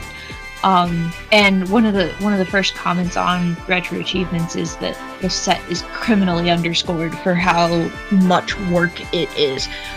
So I've gone through and beat the main story, and I want to say maybe like 10 of the post-game episodes, which are not as long as the main story, but it's like that many other little campaigns that are very similar to the main story. And there's a total of like 39, I think. So it's a big game. But it's basically Pokemon Fire Emblem. And you've got all these Japanese warlords sort of vying for control of Ransei, which is the region, and the region is actually shaped like the Pokemon Arceus, and so each kingdom within the region has a different specialty type. So you'll start in the normal kingdom as the normal type warlord, and you'll fight the fire and the grass warlord and take over their kingdoms and just keep expanding your territory. And as you do that, you can you can invest in your kingdoms and upgrade the facilities, so like you can have your units mine for gold or train or try to recruit things and catch Pokemon. And so it's like the biggest micromanagement fever dream. That's maybe not the right word. I don't know what the right word is, but there's a lot going on. And so you can either like go through and like very meticulously plan out each thing, or you can do a lot of let it auto choose. But each warrior has a perfect Pokemon, and so you're trying to find like the perfect partner for everybody. Some of your warlords can evolve when they meet certain conditions. Pokemon, instead of getting level, they get like link percent, which is sort of how close of friends you are with them. And so some of them evolve at certain percentages, some of them evolve when their stat reaches a certain amount. So it like basically takes everything you know about Pokemon and when they evolve and how they evolve, and it chucks it out the window. So there was a lot of Googling to figure out how close am I to getting quite here. But yeah, has anybody else played this game, or am I just the weird one? I have heard about it a lot, and I'm not the tactics fan, so I've never given it a try, but definitely listened to I'll be honest, at least a few different podcasts about it. I never even knew what the gameplay of this one was. It was always that kind of left field. That's a Pokemon game that I've never heard anybody talk about. So I have no idea on what it is. Like a downswing in the franchise. Like, and this is when its popularity was starting to trend downward, and then you get because they were trying out new things in the Ranger 3 era. All of a sudden, all their good spin-off series ended up sucking, and then you had this new game that also did not suck, but everyone assumed it was going to suck, probably. About the most I remember of this is it was covered on Nintendo Power a few times, and I remember that there's the one warlord who looks like he's in like samurai excuse me, in samurai armor, and his partner Pokemon is like Groundon. That's because Groundon's my boy, so that's why that stood out. That is Shingen. He is the warlord of the ground type kingdom. He actually starts off with a Rhyperior as one of his dudes, but one of the things that is really cool about a lot of the character designs is that when your warlords evolve, they evolve to start looking like the Pokemon that is their perfect Pokemon. So Shingen kind of ends up looking like Groudon with the samurai armor that he has. But yeah, it's Pokemon Fire Emblem. Each Pokemon has a single move that they can use, so there's some simplification there. But like Jigglypuff uses Double Slap, which hits one tile in front of her, and it hits like 2 to 5 times for not that much damage. But it's Jigglypuff. She's cute. And then, you'll get like Samurott, which uses, I want to say, Aqua Tail, if I'm remembering correctly. I know Gyarados uses Aqua Tail, and that hits 3 tiles in front. So the tile in front and 2 tiles on either side of that, and it pushes them back 1 square. And so there's also Volt Switch. So you'll hit 2 tiles in front of you and then move 1 tile back. And so there's a lot of strategy there about planning where you're going to stand and where you're going to end up after you use your move. Interesting. Yeah, I think I downloaded this on my 3DS at one point, and it's just sitting there with a couple other. One day maybe I'll try it. I definitely think playing through the main story is fun. I want to say I did that in like 4 days, not like playtime wise, but like actually like real time wise. If you want to go through and do everything after that, strap yourselves in, because it's so much content. I don't exactly remember what happened, but Luke and my brother and I actually put it down for a little bit at some point, and then started doing other things. And I have brought it up like, hey, are we ever going to go back and finish Pokemon Conquest? And he's like, I'm going to wait until the RNG gods tell me to play it again. Because the way he's doing it is he has a list of like 40 or something series that he wants to play through. And whenever he picks a new game, he does a random number generator on Google and is like, okay, what's the 33rd one on that list? Okay, that's what we're playing now. Oh my. That's dedication. Yeah. So looking at how long to beat, this game is main story is about 13 hours and completionist is over 100. So yeah. Jeez. That's right about what you're saying. Yeah. That's like a Yakuza game. Yeah. You can go through and do it in a few days, but or you could play it for weeks. And it is a collaboration with another like really obscure series called Nobunaga's Ambition, which is I think very it's a lot bigger over there in Japan versus here. So yeah, I played one of those on the NES. And it's like Fire Emblem to my understanding, but it's like set in feudal Japan. It is an even more granular version of Fire Emblem.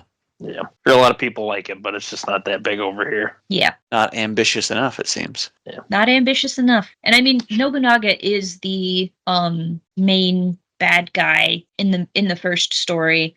Yeah. But you do eventually then play as him in one of the post-game episodes and get a little bit of insight into his character and what he's trying to do, which it's not a super deep story or reason or anything like that, but I do remember him, well, at least on the Nintendo Power cover stuff, that he was teamed up with Black Rayquaza, and I thought that was pretty cool back in the day. Yes, that is like the his like ultimate form. I actually don't have that one.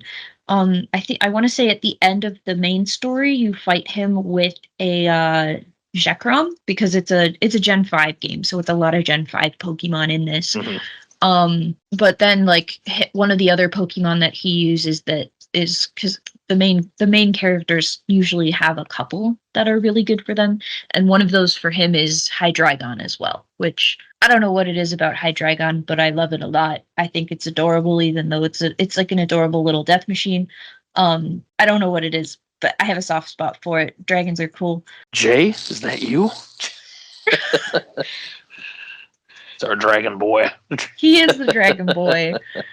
Oh, this would be a great time to butt in here. You're welcome. Because, thank you. Yeah, what a transition there. Because Jay could not make it tonight or for our second one. We just, of course, planned right around him. But Jay did write in. He's got his 3 games of the year. So let me read what he said, because his 3 top games here are Lethal Company, the Werecleaner, and Pizza Tower.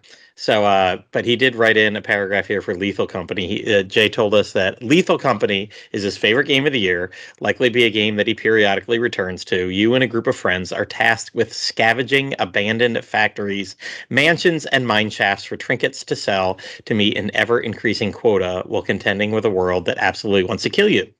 There's plenty of room for silly shenanigans and plenty of genuine scares. The game is currently on pause because it's getting official updates. The base gameplay loop loses some of its appeal once you've already seen everything once, but it absolutely shines with a flourishing modding community. There are new costumes, monsters, overworlds, dungeons, and even mechanics like functioning Pikmin that are developed daily and are incredibly easy to set up. Some personal favorites of Jay's are the legendary Immortal Snail. It's a costume of, or a Doug, separately, a costume of Doug Dimmadome and his comically tall Owner hat. of the Dimsdale Dimmadome! There are treasures ripped right out of Pikmin 2. There's a level based on Peach's Castle with a corresponding custom dungeon. He really likes Lethal Company. And Pizza Tower, I know I've heard of. Yangus, did you get that eventually? Or did you buy that when it came out? I did buy it. I haven't beaten it yet, but I enjoyed it. It's one of those things where I like it, but I don't want to be negative on it. But yeah, no, it's a good game though. Mm-hmm. I'd heard of that one. I'd actually never heard of Lethal Company or his other one, which is Werecleaner. I had to look that one up. That one. Yeah. I went to Steam. Here's the Steam description of Jay's number 2 game, Werecleaner. Kyle is a janitor, but he's also a werewolf, and now he's got the night shift. So try not to kill anyone while working to get your paycheck in a stealth comedy game with surprises around every corner. That's probably a bitch when you got to clean up at night and you suddenly turn into a werewolf and probably make more of a mess. So that is Jay's It's very rough. top games. Yep. Sorry, Jay, we couldn't get you on this year for end of the year. But Bluestar, do you want to do your honorable mentions right now? Sure. So one of the things that I've noticed since playing Retro Achievements is I kind of have a built-in list of games that I played, and then it's like, okay, there's all this stuff. One of the games that I did play early in the year that I do want to shout out is the Apollo Justice Collection that came out for Switch. I'm just a fan of visual novels. I think they're fun. They're also fun to do kind of as a group when you're all trying to talk things out and logic things out. Okay, what do we try next? What's going on here? I have also played, let's see, Rocket Slime 1 and 2, Joker 1 and 2, and Dragon Warrior 1 through 4 since July. So there's quite a bit on there. And one of the ones that I do really want to shout out that I played on my brother's account is Shrek 2 for the PlayStation 2, which is one of the most important video games of all time. It's not actually, but it's like the first video game that we ever had. And it kind of plays like a Lego game where is that the one where you have like different things? Yeah, you got like the 4 playable characters. Yeah, right? Yeah. I had that one growing up on the GameCube. That's pretty fun. It's silly, but it's just got a soft spot for me. And I think when we were getting everything set up, one of the comments on it on the Retro Achievements page is like, "This is the most important set on the entire site." And I'm inclined to think they're right. It's a fun game actually. It's a little goofy, but I remember having a lot of fun with it back on the GameCube with friends and stuff. Mm-hmm. I had the GBA version, which was a Puss in Boots game instead. It was like what was Puss in Boots? It's like Puss in Boots' origin story, and then what he was doing when Shrek and Donkey were asleep after leaving the after drinking those potions. Huh. It was like a side scroller, I think. Well, that killed all the discussion. I was gonna say, Shrek Thank is you. love. Thank you, version Evan. Was not a Shrek is side life. scroller typically, but well, that was back in that time when they had to release a game for a movie for every console, and obviously the Game Boy couldn't handle that type of stuff, so they made like a lamer version, or Oh yeah, I remember playing. I think we've talked about this a couple times. The what was that one that played like Final Fantasy X? It was a Lord of the Rings game. Oh, the Third Age. Oh yeah, yeah, that was a The great Game Boy game. Advance. Yeah, that looked great on the PlayStation 2, and or at least it looked fine.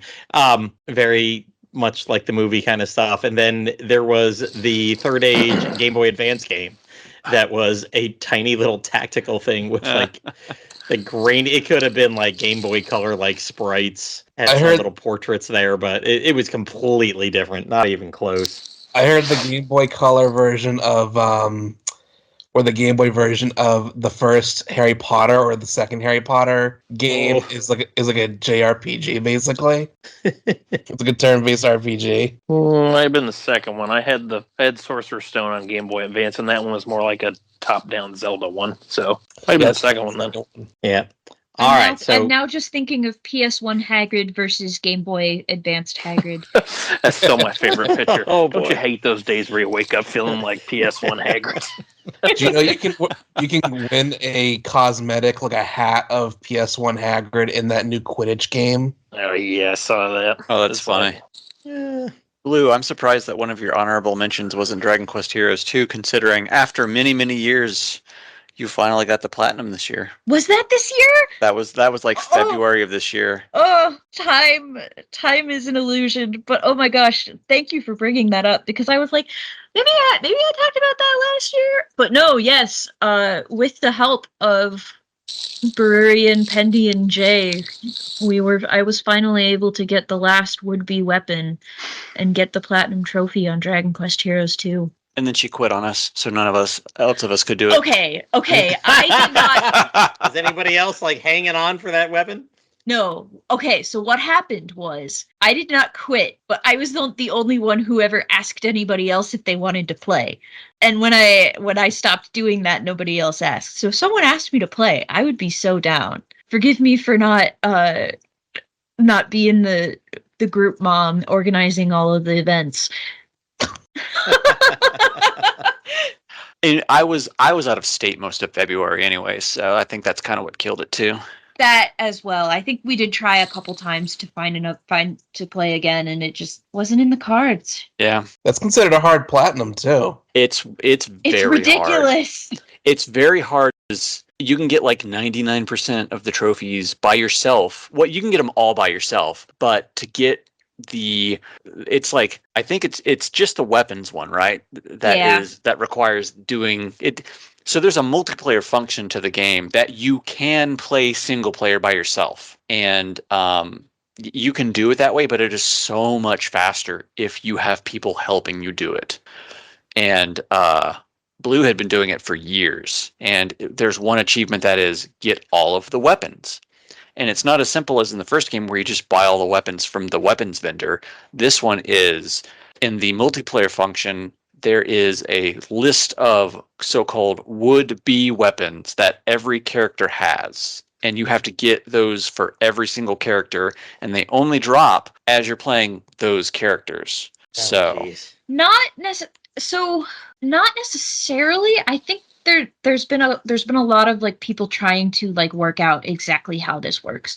I think so essentially an item will drop from doing a map called a would-be weapon.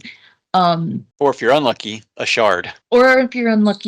However, yeah, so then you go to the weapons vendor and he will appraise it, and then it turns into one of a list of like 28 or so weapons. It's like one for each character plus one of each type of weapon that the main characters can equip. So there's all of that. And I think as you get to the higher level multiplayer dungeons, you can get would-be weapons of worth that have a better chance of turning into a +3 weapon with more skills on it. And I think it got to the point where if there are a couple maps that if you play as a character it will give you, I forget exactly what it was, but it might have been like, I'm blanking, but I'm pretty sure one of the last ones I needed was Tornico's weapon.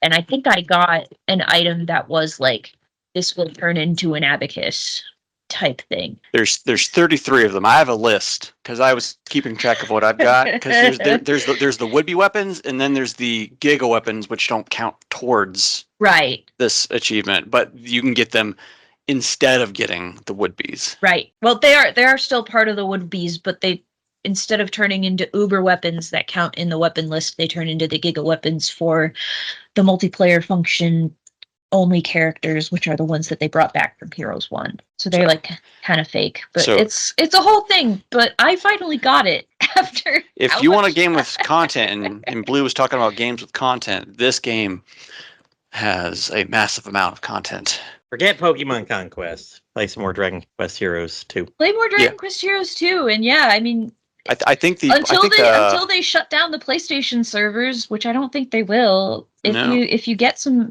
cool friends, you can do it all together. I think one of those trophy websites online says it has like a 200-hour requirement to hit platinum. Yeah, Jeez. that's I want to say I like pulled my time, and I think when I posted it, Evan, I think you made fun of me for being like 15 hours behind the average. So like 215 hours. All right. Well, we'll move on from Blue's honorable mentions because we still have. Bururian, do you have another one, or should we wrap it up with Yangus here? Yeah, I've got a third, and then a couple of honorable mentions as well. All right, go ahead. We'll do yours, and then we'll end up with something that Yangus and I both played. So the third one, it's not a game that it's new to this year, but I have played this game before, and that would be the Romancing Saga 2 remake, Revenge of the Seven. I played the game previously through previous versions, and I think the most recent one is I did a run through on the mobile version of it, because back in 2017 they did a Romancing Saga 2 remake, and they released it like on every platform imaginable, it feels like. But this one, they completely overhauled the game. And if anybody's familiar with, SaGa games, I know Yangus is probably the most familiar out of all of you here, but those games are very, very obtuse in their mechanics. And if you don't know exactly what you're doing sometimes, the game will not hold your hand at all, and you will kind of be left guessing on what you need to be doing mechanically or story-wise. Because Romancing Saga has always been big on its free-form scenario system, which is the game is like, it feels like a standard RPG, but it's got to start, it's got to finish, but there's different free-form paths that you can take to get there, and in doing that you can unlock other story beats, other characters, other things to do, stuff like that. And as you're doing all of this, you are moving through a succession of kings, or not kings, but emperors specifically, until you reach your final emperor, which you meet at the beginning of the game and name subsequently. So you are playing the story up until the final emperor, trying to defeat the Seven, which this game has the subtitle Revenge of the Seven, which the previous versions did not have. And it's like 7 legendary heroes have come back and they're evil now and you must go defeat them. And the nice thing about this game is, even though we have these beautiful 3D graphics for this game now, we actually get a lot more story on all of the heroes and why, what happened to them and why they went evil. I won't go into, too much on that, because it's like a 50-hour RPG, and, I say just give it a play. But I've always liked the SaGa games for their glimmer system, and if you've played, what were those games? Alliance Alive and its predecessor Legend of Legacy, I think, kind of have a similar system of the more you use a weapon type, you will learn other moves for that weapon type. And in previous versions, the glimmer system was completely obtuse. You didn't know what you needed to do to earn the new glimmers other than use these weapons until you earn the thing. But the game was also very unforgiving, that if you leveled up too much, sometimes the game would get too hard mechanically and you would have a rougher time making progress, but that kind of tamped it down for this version. They even added in a new casual mode in case you wanted to just kind of go through and experience the story. But yeah, this one was definitely. I was not expecting to enjoy it as much as I did, because while I have enjoyed Romancing Saga 2 in the past, I thought it was just going to be another simple playthrough. But boy, it was a lot more fun with all of the friendlier changes that they made to the game, quality of life improvements.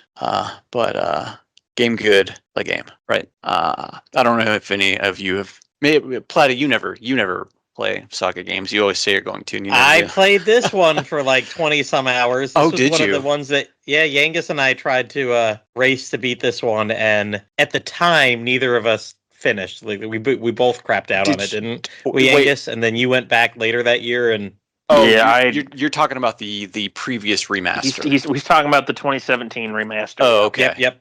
Yeah, this one's a lot friendlier than that one. Yep, that's why it's Platty I've too. heard. Yep. What's really nice too is that you can, when you go to the when you go into your castle and you go talk to the tactician manager to look at and assign all of the weapon skills to characters. This version will tell you, hey, this skill can glimmer into these skills, and it will tell you basically how to do it without telling you how to do it, which is very nice, because it'll also tell you you can't glimmer anything else from this skill, or you're missing a requirement to hit one of the other glimmers that this weapon offers, so you can't get it right now with how you have your setup. So it's very nice. But on top of that, I'll just go ahead and move to honorable mentions as well. I only have 2 this year.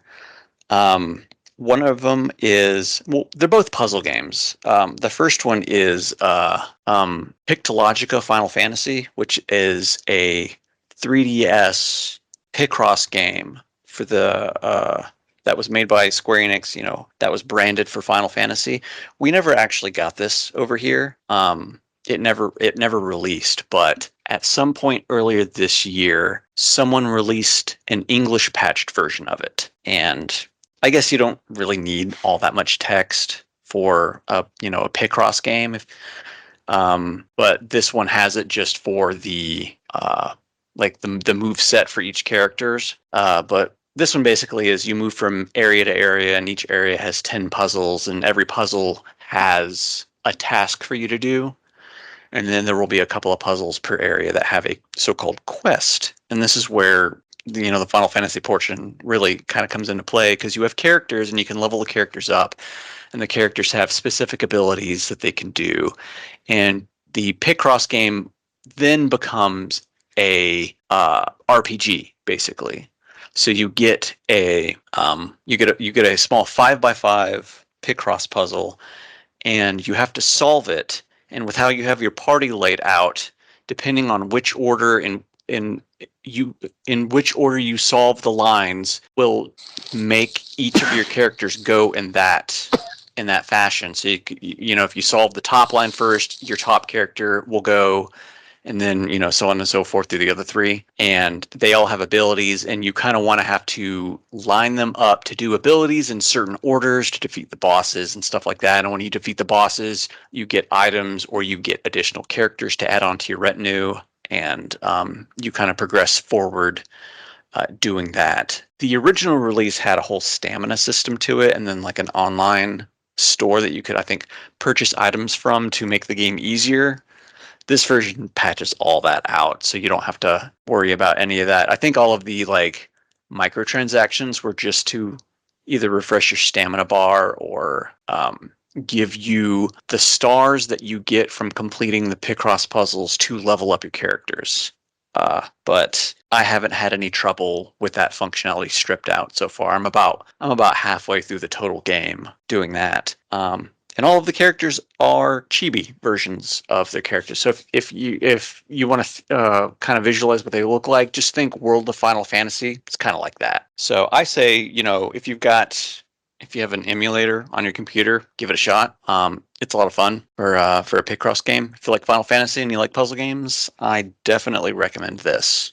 Because there's not too many Picross games that do themes like this that I've seen. So it's a very interesting take on Picross as a whole. Any of you play Picross puzzles at all? Picross, nonograms, whatever. There's like a billion names for them. My Yeah, brother does.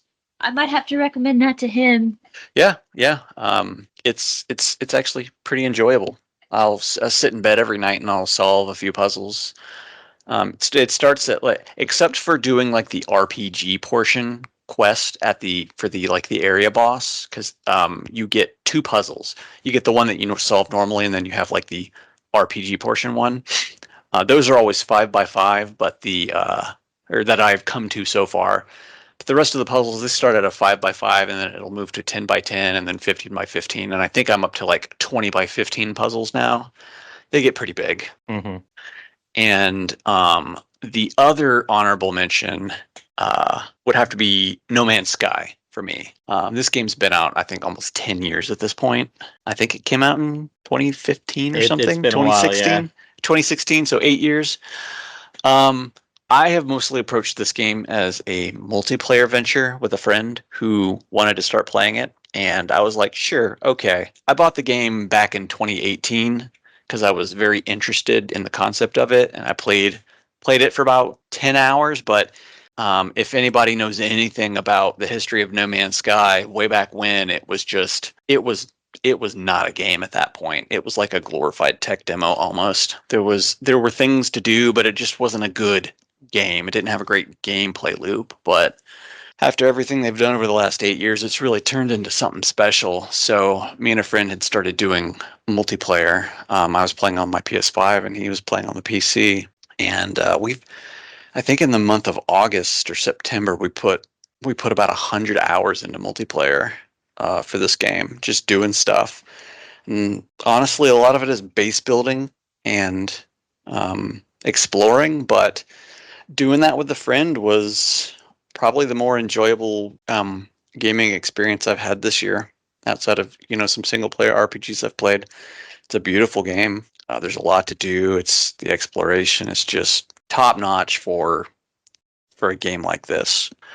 So I don't know really what more to say for it outside of that. If you like exploration, like I love Star Trek, so this kind of gave me Star Trek vibes with getting out there and exploring and stuff like that, finding aliens living on planets. Every planet is unique. There's tens of billions of planets in this game that you can come across, and if you're lucky enough, you'll find a planet that someone else, like another player, has claimed and built a base on, and then you can go explore their base. If you get far enough into the game, you've reached the quote-unquote multiplayer hub for the game, so you can actually go and visit other players' bases and check it out. It's actually really neat. And I know I said I had 2 for honorable mention, but I guess the honorable mention would have to be definitely Tetris. Oh, there it is. And with that, Yangus, let's talk about your other top third game of the year that you knew that you shouldn't do it, but you did it anyway. I thought the time with Marvel was bad. The time I put into that one, for the 4 months I owned it. What the hell was it? I bought this game at like the end of October, mid-October. Oh yeah, I was gonna say this was not that long ago. It was around the time that the Romancing Saga 2 remake came out. I know that, but stole your time away instead of playing that. Yeah, but honestly, I'm bad with RPGs unless it's something that really hooks me. But anyway, yeah, I got like almost 100 hours in this from the past few months, and I didn't expect that at all. Jeez, man. Yep, and it is Balatro, the little indie game that could, and it's so funny with the backstory on it, because the guy who made it, he figured he was only going to sell like 6 or 7 copies just to friends and family. He didn't know it was going to become a massive hit, and I'm just part of that group that bought it and was like, yeah, this game's pretty great. And I'm not somebody who's really into roguelike stuff, so this catching my eye and holding my attention for as long as it has, to me, that's a sign of a good game. But Balatro, it's pretty simple to understand. It is a roguelike card-based game where you are creating different, depending on how you play the game, there's different decks you can play as. So like by default, there's the red deck, which gives you an extra discard. There's the blue deck, which you can unlock for another round.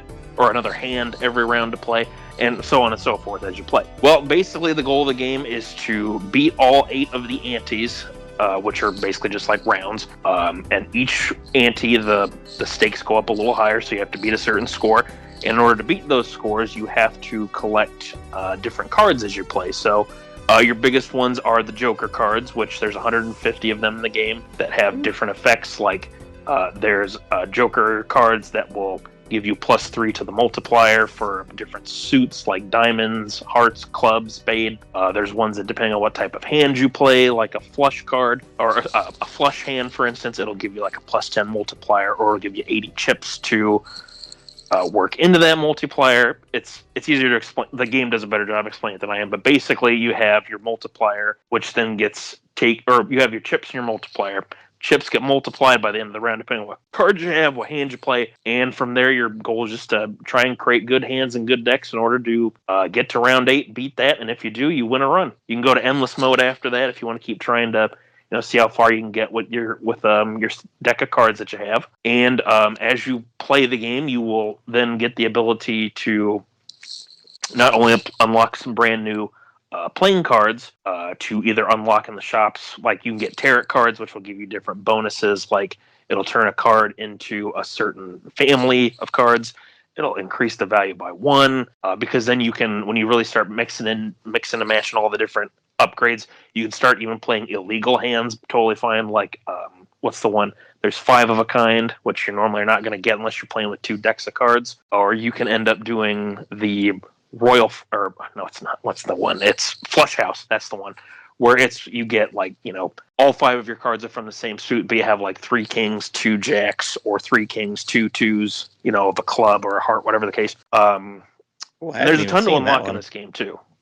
There's lots of different vouchers you can use to, improve the chances of certain types of cards showing up, or to decrease the value of things that you can buy. Because every time you beat a round, you get to go to a little shop, which you can use some of the currency that you get from, beating rounds fast enough to then put towards your upgrades. So there's planet cards, which will upgrade to certain types of hands.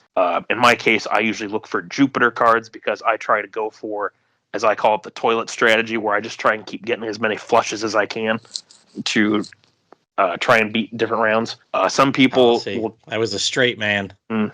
Some people go for the 2 pair. They go for what's the cards? Geez, really? It's Mercury, and then there's I think mine was Saturn. I think Saturn's the one with the straight.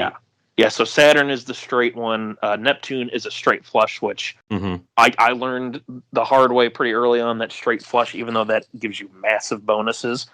Straight flush is one of the hardest hands to get if you don't build your.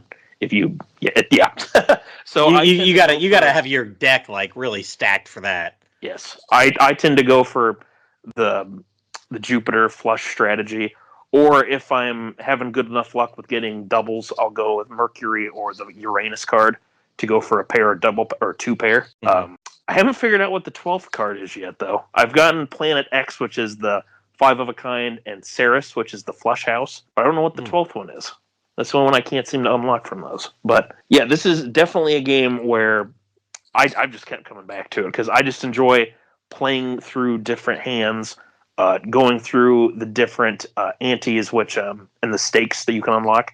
So that's another thing where if you have like a preferred deck of cards that you like to play with, you can then increase the stakes with different chip colors. So for instance, let me see, I'm in the game right now. So with the checkered deck, which is where you have 26 spades and 26 hearts in the entire deck. The very top stake is the gold stake, which the shop will have like rental jokers, which cost $3 per round, and it applies every single previous stake from the previous colored chips. So like you have ones where there's perishable jokers where they expire after 5 rounds in total. You have ones where they just increase kind of the difficulty of what sort of goal you have to hit each round. But yeah, this has been a very addictive game. Admittedly, it's one of those games where it's very easy to put on in the evening and just try and do a few rounds. Right now, I'm just trying to see if I can unlock all the stuff in the collection. But the cool thing is, too, if you're somebody who, you just want to have everything unlocked from the start and just kind of mess around with the game, you can do that. You can go in and make a profile for yourself. You can unlock everything at once. If you're playing on like PlayStation 4, Steam, or something, it's going to disable achievements. But if you don't care about that stuff, then hey, whatever. And if you do decide you want to get the achievements, you can just reset your profile or start a new one, and it'll start giving you those achievements or whatever if you care about that. But yeah, this is definitely a game that I did not expect to put nearly 100 hours into in just a few months. Definitely has taken a lot of my gaming time, but it's one that I haven't gotten bored with. And since like I was saying, I have trouble sticking with roguelites, even if it's one that I've enjoyed. This is one that really surprised me a lot. And shout out to the guy who made this one, Local Funk, I think is the name he goes by. Like this is a great game. It's a lot of fun, and it's so cool too that it's gotten a lot of little collabs with a bunch of other indie games with your customizable cards for all the different family types. So suits, excuse me. Because like right now I'm using ones for like the spade where it's from Don't Starve, and then for the hearts I have the Cult of the Lamb deck. So it's really cool. It's game good. Go play game. It's very addictive, but it's a lot of fun. Platty, you played this one too, didn't you? Yep. I was going to say, you maybe put about 90 more hours in it than me. I got a couple successful runs around the 12-hour mark, and I was like, okay, like this could go on forever. So I'm just going to walk away right now. I got plenty other 30 to 50-hour games to play. So I managed to put it aside. But I remember this was right around when I went to go see the eclipse in Arkansas this year. So I distinctly remember... I think one of the closest I got before I actually did a complete run, my wife was driving back through Louisiana in the pouring rain, and I'm just like sitting there, playing poker on the other side of the car. My wife's like, "Why aren't you driving?" I was like, "I drove all morning." Yeah. It's cards to play. Excuse me. Yeah, it's one that I remember you talking about, and it's one of those indie games where I kind of knew about it from other people mentioning it and being like, "Oh yeah, it's actually." Really good and stuff. But after seeing some gameplay of it, I was like, okay, I think I kind of understand that. And I will say this game has actually been great for teaching me more about poker hands because that's one of the things that admittedly I've never really played much poker because I always just have had trouble remembering, the rules of like what hand is what or like what, combinations of things. Just for some reason it's never stuck. But having played this one and kind of learning and just having a lot of fun with it, it's kind of been like, oh, okay, now all that's kind of stuck with me now, and I'm not going to go out and start playing in like poker tournaments or anything like that, but but it's at least nice now that because we do a lot of card stuff around this time of the year, family and everything. Now it'll be good to be able to actually jump in and actually follow the rules without asking every 5 seconds, like, what's this one? What about that? Something that's not 2 or 3 of a kind. But yeah, it's a lot of fun. You can get this one on, I think, just about every console right now, or if you want to get it on your it's phone. everywhere. Yeah, it's really good on phone too. I was really impressed with the touch controls on this one when I bought it on my phone. I preferred playing it on my Switch just because I just prefer playing on my Switch, but it's been good on the phone on my iPhone as well. A little bit of a battery drainer, unfortunately, but I think that's more so because of the age of my phone. But yeah, it's really good on there too. So if you're looking for something new in the cards, then look no further than Balatro. It's a great little game. Yeah. All right, everybody. Game of the year too, right? Game of the year too, right? It wasn't it like won indie game of the year last year or something like that? Yeah, that No, was this year. and it won the This year? mobile game this year. Yeah. Oh, okay. And it's it's cool too, like I was saying with the guy who made it back at the beginning. I was reading some interviews with him, and this was something that he just was kind of making on the side just because he wanted to, and he just liked like computer card games. He didn't figure it was going to get nearly as big as it did. He just figured it was going to just sell to a few of his friends and maybe his family. So it's cool that, for him not really having a whole lot of, enthusiasm about this project, that it ended up being a real big success for him and that he's been able to, get it out there on other platforms and stuff. So, it's one of those little success stories where it's like, that's, good for him. Just how surprising that must have been for him. Yeah, so we're right. Yeah, best independent game this year, best debut game for the gentleman you're talking about, and best mobile game. So, like Blue said, so a couple different awards. Yeah, and it's so cool too that it has all these little collabs with all these other indie games and a few like bigger things like with like Witcher 3 Didn't and Dave stuff. the Diver win indie game last year? I think it did. It might have. That's another one that's got a ridiculous amount of frickin' collabs and everything too. I remember that. I played that earlier this year. Really enjoyed and you know what? that. I think that game also has a crossover with Balatro too. They do. I remember, yes. I remember like it's like one of the towns or something that they start playing a bunch of Jimbo or whatever they call it. Yep. I was going to say Jimbo a version of card shows up. Balatro. It's found underwater in the Sea People Village, where it's referred to as Jimbo's game. Yep. This reminds me of like 10 years ago when Commander Video was in just about every single indie game out there. Or Shovel Knight. Yeah. Yep, there is Shovel Knight cards in Balatro now too. Are there really? Yep. They're not like, it's not Joker cards, it's just you can change the spades. Oh, I see. To the face cards will look like Shovel Knight, Shield Knight, and then the bad guy, whatever her name is. Which it's cool. Like I like that they have those little crossovers, but it's nothing where it's like too intrusive. Like it's just a fun little thing like that. Like I really like using the Vampire Survivor face cards because like the king is the vampire, the queen is one of the last characters you can unlock who I forget what her name is, but then our garlic boy, he's the Jack, and it's like hell yeah, dude. They should do a Persona 5 crossover. They can have Joker as Joker, Queen as Queen. Oh, jeez. Oh, shut up. All right, and on that note, that's it for this year-end version of Slime Time Sidequest. Thank you, Evan. Thank you, Bluestar, Bururian, and write-in Jay, for joining us tonight to talk about your personal best of the best this year. You're welcome. Yeah, anytime. Say something. Oh, nope, doesn't say that. I deleted it just in time. I have a picture of it. I was hoping he was going to say whatever you'd like to say. Yeah. But yeah, so excuse me, getting all choked up here. Yes, thank you guys for sharing, and thank you everybody for listening. That's right. As I like to remind people often, we don't crowdsource or dynamically insert any ads that you don't give two shits about. We're grown-ass adults that like to talk about video games and other topics we enjoy. We don't need a dime of your money to do so.